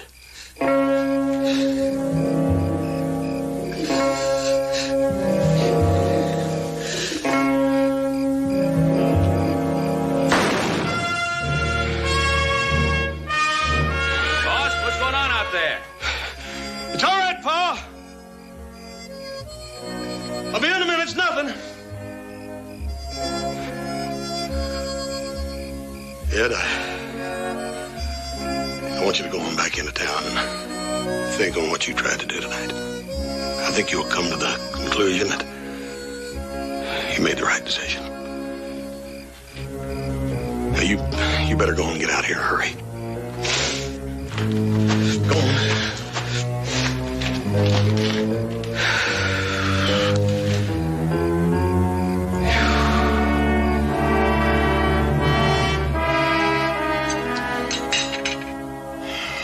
Don't understand you. You say Eddie came looking for you with a gun, and you let him go. He didn't use the gun, Paul. He could have shot me in the back. Well, I think Pa's right. I think you made a mistake letting him go. What was I supposed to have done? Killed him like I did his pa? His pa was a murderer. Oh, Joe. You know as well as I do that there wasn't a finer man in Nevada than Tom McKay before he had that accident and hurt his back. Best horseman I ever saw. Oh, sure, he knew horses, but he certainly didn't know people. If he'd only opened up, let somebody know about his troubles. Somebody to help him. We'd have helped him. First time he knew anything was wrong, he'd already killed the deputy. And I killed him. Oh, Hoss, there was a lot of shooting going on. Where are you going? I'm going to go in town and see if I can find Eddie. I want to talk to him.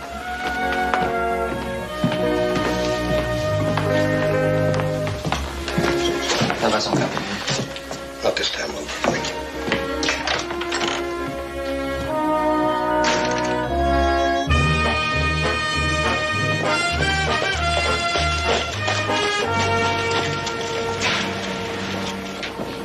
Hello, Hoss. Oh, howdy, Clem. How are you? Anything I can do for you? Yeah, I'm looking for Eddie McKay. You seen him? Well, not today. You want something special? I just want to talk to him, that's all. I figure I owe him that much. Now, Hoss, you don't owe that boy nothing. Sort of like to talk to him anyhow. I'll see you, Clem. Go on, Hoss.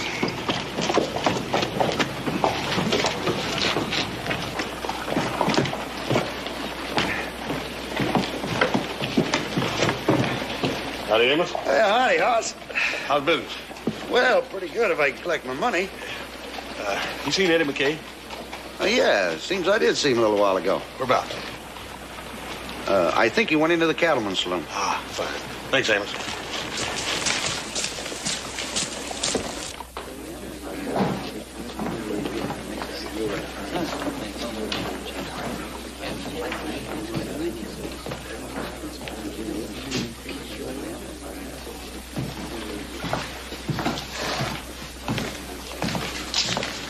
Get me one of them sandwiches down there and a glass of sarsaparilla and bring it over here to this kid.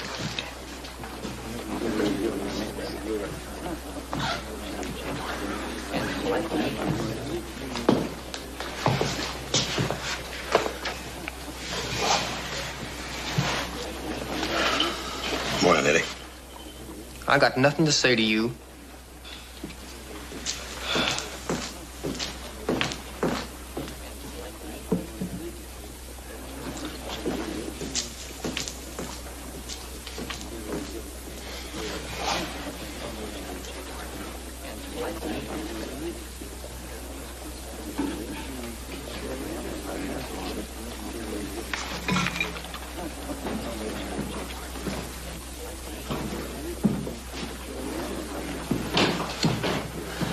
Eddie, that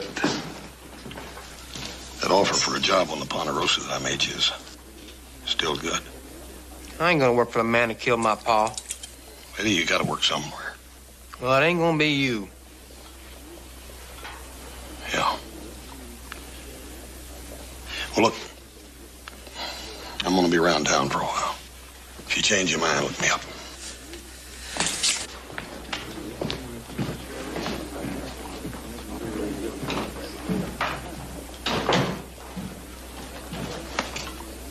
made a mistake, Eddie. You shouldn't have turned down that job that Hoss offered you. I ain't gonna work for him. Oh, yes, you are. What do you mean? You can be useful to me working for the Cartwrights. How? I'll tell you what you need to know when the time comes. Oh, now, hold on. I don't want no part of this. Well, you got no choice, Eddie. Now, take the job or go to jail for stealing that $75 from me.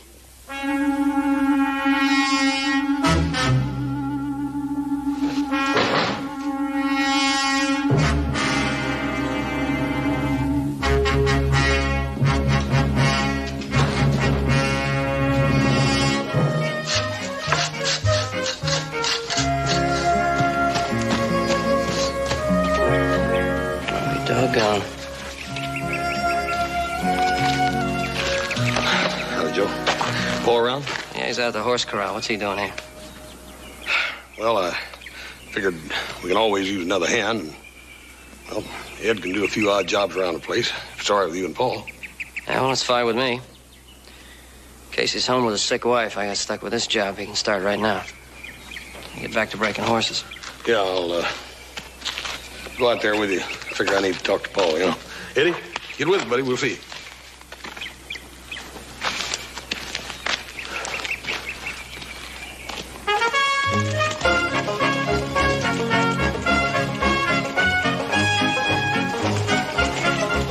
Welcome. Attaboy. Andy, bring him over here.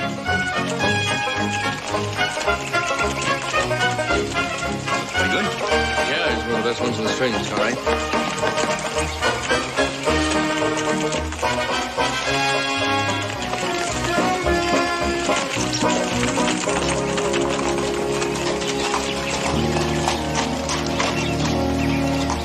You were sawing wood. I was, but Eddie McKay's doing it now. Gotta get back to busting these broncs.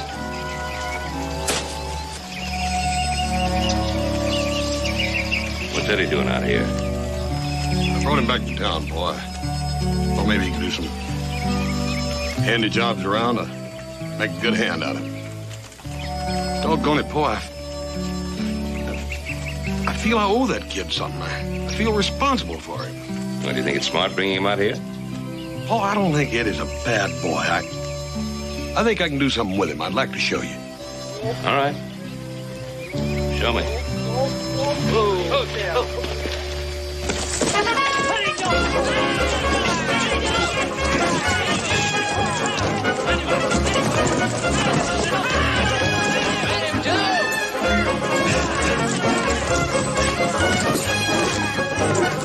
Stay with him, buddy. Hello, boy. Stay with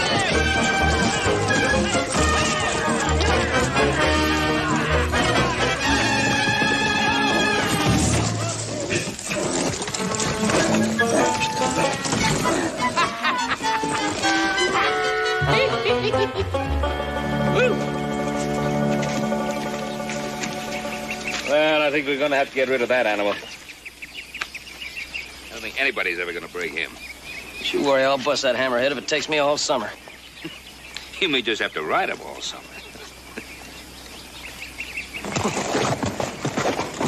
What's Pa say about Eddie? Well, he said I was going to have to show him. That's exactly what I intend to do. See you later. Well, let's get back on him again.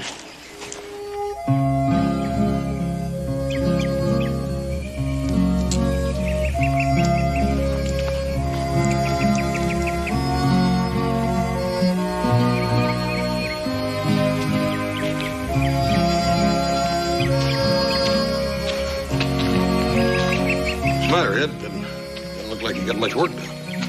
I ain't gonna spend my life doing a lot of dirty, odd jobs for you or anybody else. Yeah, there ain't nothing wrong with cutting wood. You saw Joe doing it. You don't have to do it all the time. That's right. He's a top hand. He's your brother. Brother or not, he's a top hand. A top hand takes any job that comes along. Well, I ain't gonna saw wood. Let me tell you something, Ed. I brought you out here hoping to give you a chance to make something out of yourself. But I ain't gonna mollycoddle you. I'm gonna ask you to do something, and I'm gonna expect you to do it. But of course, that don't mean you have to do it. You can always amble on away from here, down the road and into town, and into that saloon where I found you. But I got a notion you'll end up cleaning cuspidors to pay for drinks. It's your choice to make. Either you pick up that saw and go back to cutting the wood, or just hit the trail.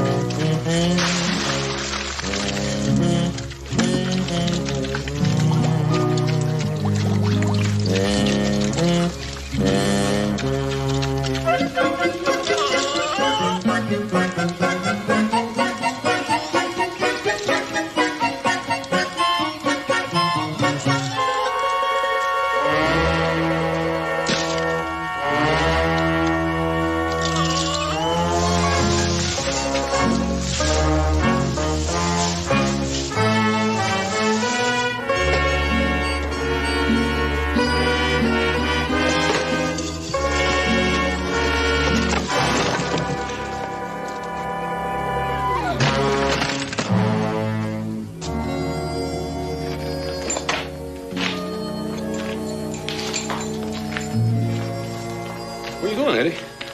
I'm leaving. Taking a horse and saddle with you? That's right, a broke-down horse on a wore-out saddle. I figured I earned that much. Well, I figured you earned much more. You're going to get paid payday like everybody else. This much will do. Well, can I ask why you're leaving? Or should I say quitting? Yeah, call it quitting, because that's what I'm doing. I'm sick of graining chickens and slopping pigs and cleaning barns. That's kids' work. Or an old man's work, but it sure ain't mine. Well, what kind of work do you figure is your sort of work? I'm a hand. Maybe I ain't a top hand like your brother, but I'm a working ranch hand.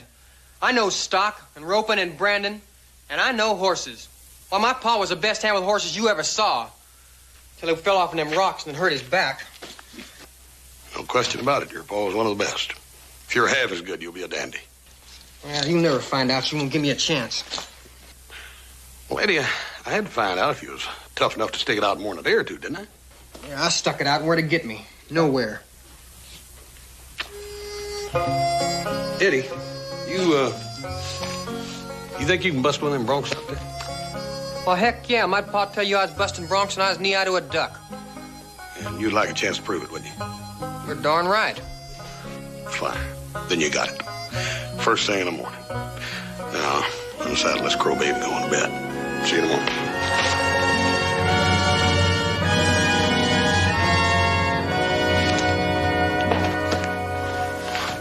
Cartwright, going to try the Appaloosa? Well, if you think he can be trusted. Be trusted as much as any horse. Joe? Yeah, bring me the pinto, Candy. Pinto in the Appaloosa. Sorrel's a better horse, Joe. Yeah, but I broke the pinto. I want to make sure he stayed broke.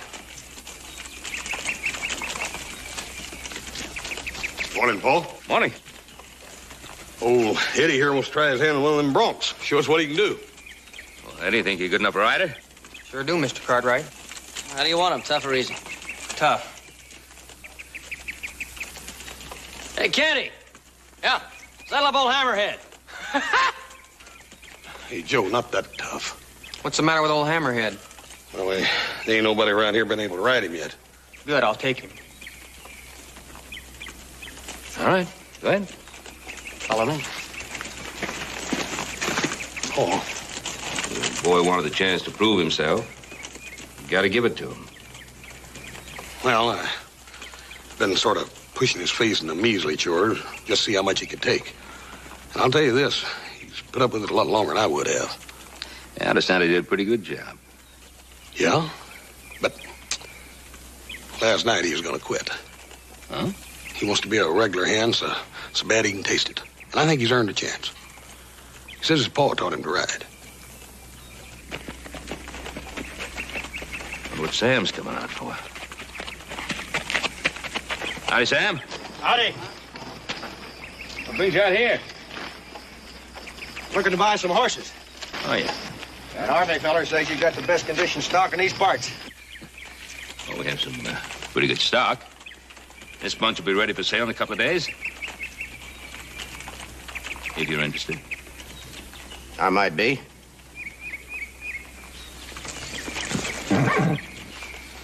Looks like you're making a real top hand out of that boy. We're trying to.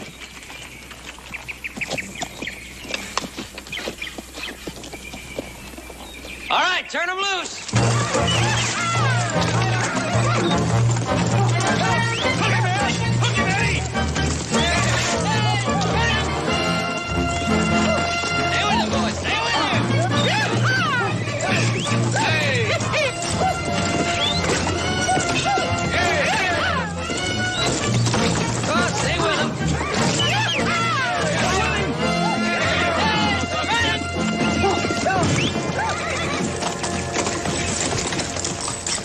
Bad?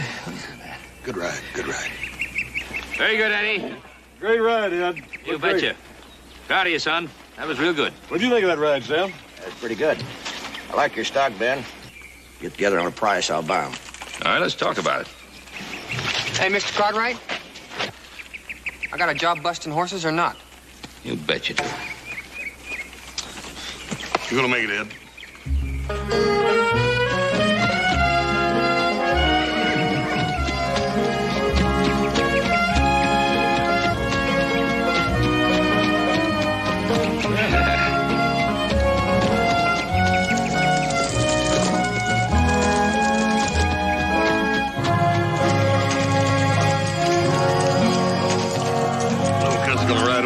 Yet, you wait and see. Yeah, I don't know. I got $5 says he don't.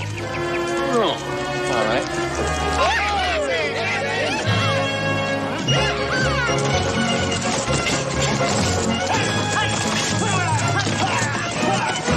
Come on, Hammerhead!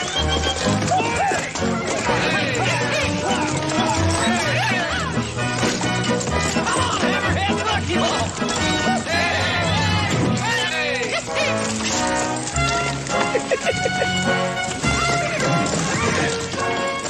You sure don't make that 10? You'll make it.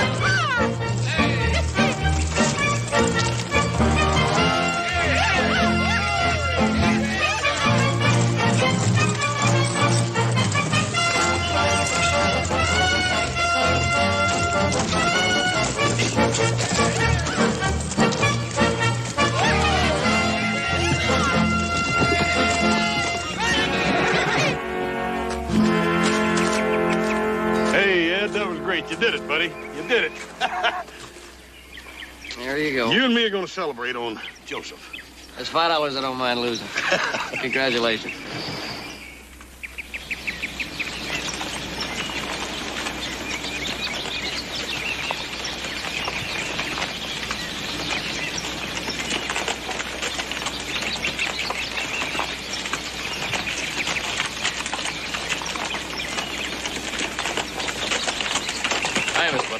Hi, Candy.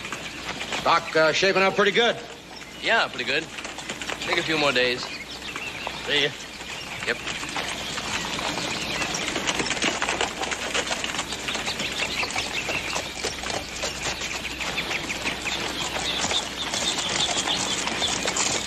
I was just riding by. Thought I'd look you up. You found me. How's things going along? All right, I guess. You, still wrangling horses? Yeah, we're readying that string for you. Fine, boy, fine. You just keep doing good for the Cartwrights here. Remember, I got plans for you. Listen, Mr. Butler. Yeah? I've been thinking. Well, you think about this for a while. I can have you locked up anytime I want to. Seems to me that you've been forgetting who put that bullet in your paw's head. No, I ain't about to forget that. That's fine. Keep up the good work.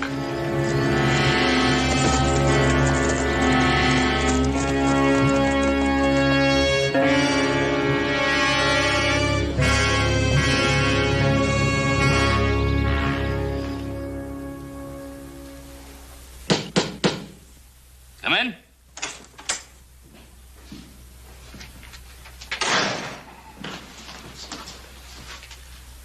Oh, Eddie. Well, come in, sit down. Thank you, Mr. Cartwright. House will be down in a few minutes. Did you deliver that lot of horses to Sam Butler? Oh, all except old Hammerhead. He's tied to the hitching post outside. You know, Hoss is real proud of you. Well, does it mean something to you to have him proud of you? Sure.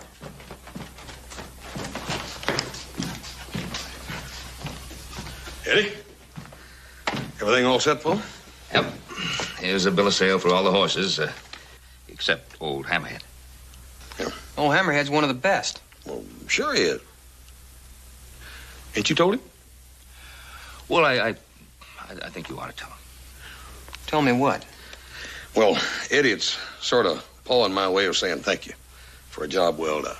From now on, old Hammerhead, the saddle that goes with him, is yours. And Paul and me decided that since you're a top hand now, that you got to take the responsibilities of a top hand. Now, here's a bill of sale. You take it to Sam Butler. He'll pay you, and you bring the money back. Well, get on your horse and get going.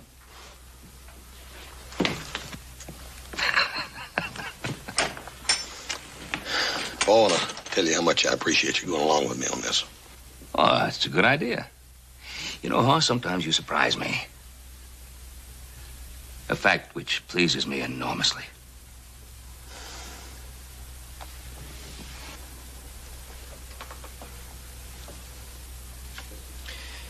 Well, now, Eddie, I'd say this is our lucky day. I was going to have you break into Cartwright's desk and take the money I was going to pay for them horses.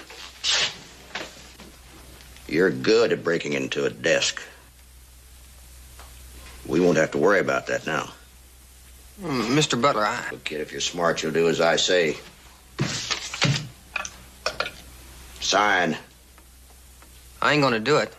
Sign that receipt and take off down the road to San Francisco. Now. It's just the same as letting you steal them horses. Oh, no, it ain't, Eddie. It's a business deal. When I sell them horses, I'm going to send you half of what I make. No, I can't do that to Hoss. Look, kid, it boils down to this. You got no choice. You do as I say and make yourself a nice piece of change. Or I'll have to turn you over to sheriff.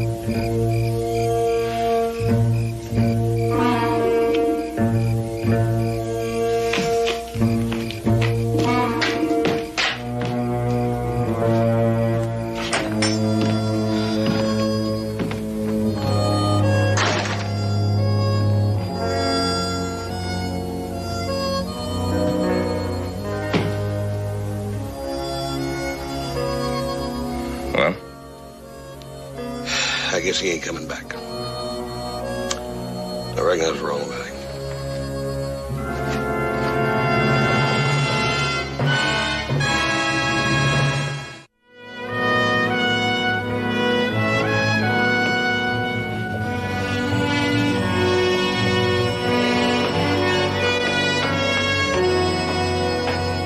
Oh, sure. The boy was in here yesterday afternoon with a bill of sale. This is your father's signature, isn't it? Yeah, that's it. So everything being right and proper, I gave him the money. Well, did he give you a receipt or anything? Yeah. There it is.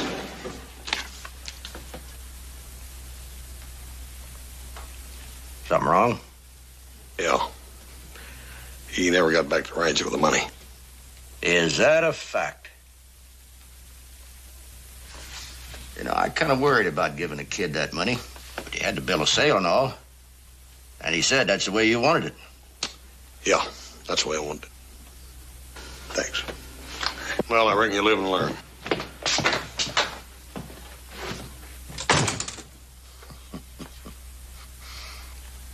Gosh, you knothead. Why'd you come in here last night and tell me this? Well, Dad, burn it, Clem. I want to give the old kid every chance in the world. Oh, I understand your thinking. He didn't seem like such a bad kid. No. He seemed like a good kid to me. Well, it's hard to tell sometimes. Yeah, it sure is. Well, what are we going to do now? He's taking your money. It's got to be grand larceny. I expect he'll travel far and fast. Yeah, he's got a good horse. I'll tell him which direction he'd go.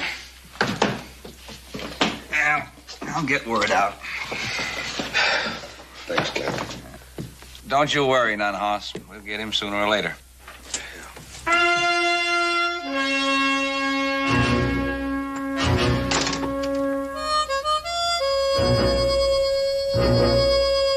Come back. Yeah. I see you did. Old Hammerhead's outside. You have him back, Hoss. I didn't hurt him. Look here, Eddie. Sit down a minute. Sit down. Tell me and Clem exactly what happened.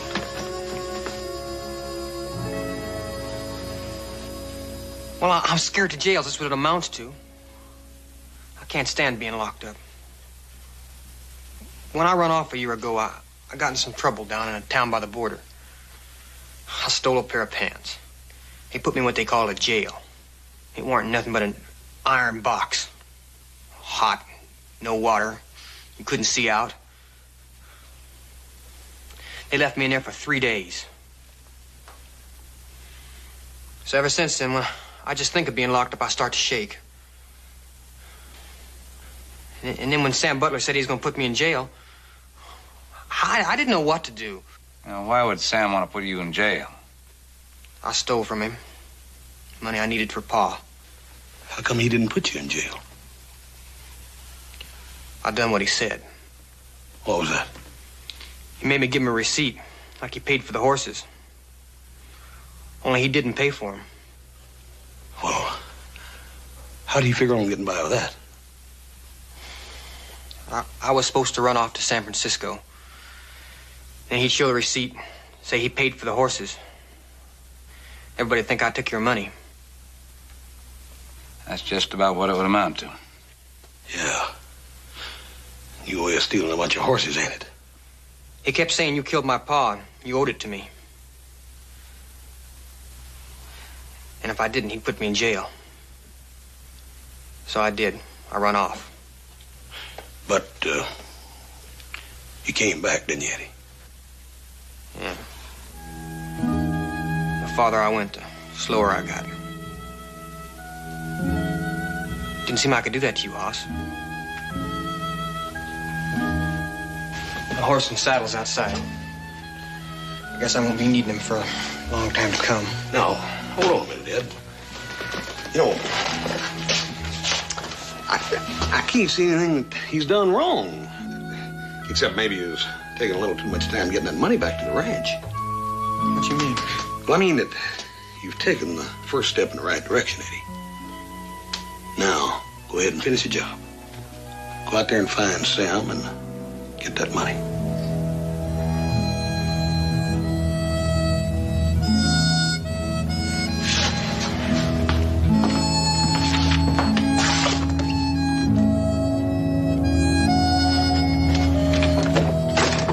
Hoss, you know Sam ain't gonna give that boy the money. Of course not. But he's got to take that next step. He's got to try.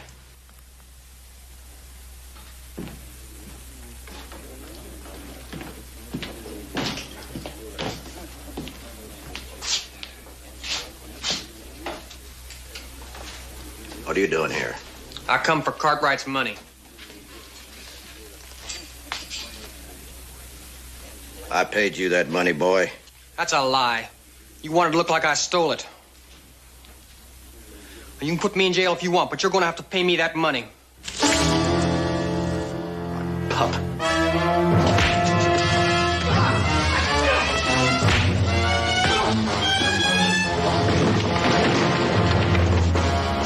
Give me a drink, bartender.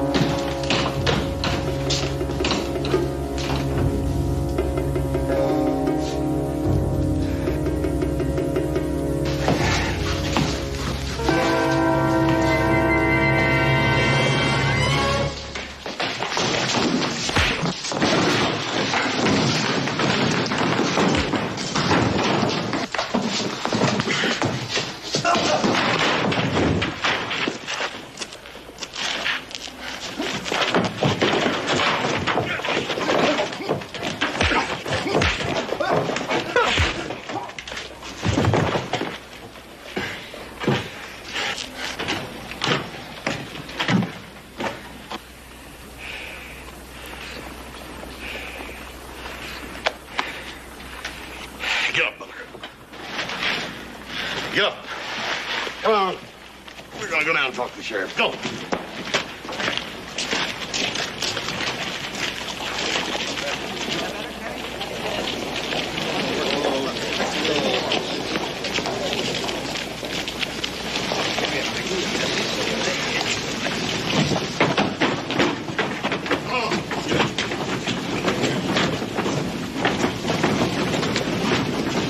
All right, clear out. Go on about your business. I'll handle this.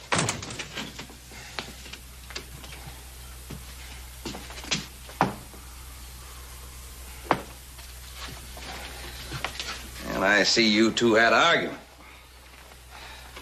Now, here, Clem. You help me. These... Now, Sam, I don't know if I can help you or why I should help you.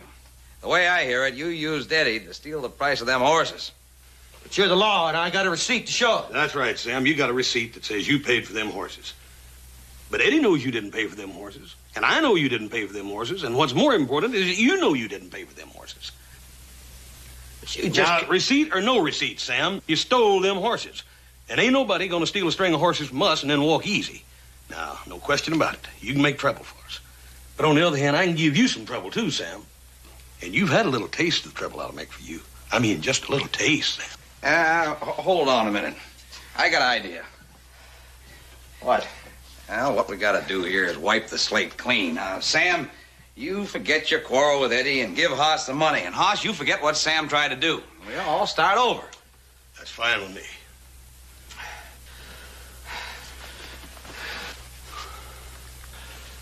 All right. All right, I'll go along. Why don't you and me take a little walk over to your office? See you later.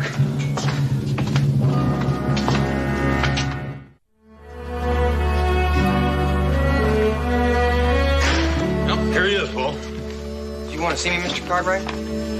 Yes, Eddie, I did. What about? Didn't you tell him? Well, I thought it'd be better if you told him. Tell me what? Eddie, you're fired. Fired? What for? What'd I do? Well, now, son, you just can't keep on working here at the Ponderosa when you have your own spread to work. Here's the deed to your pa's ranch. Well, I can't accept this, Mr. Cartwright. Now, Eddie, we're not just giving this to you. It's not charity. We expect you to give us first choice of your best stock. Now, just don't stand around here. You got a spread to work. Get going. Thank you. Thank all of you. Good luck, Eddie. Good luck, Eddie.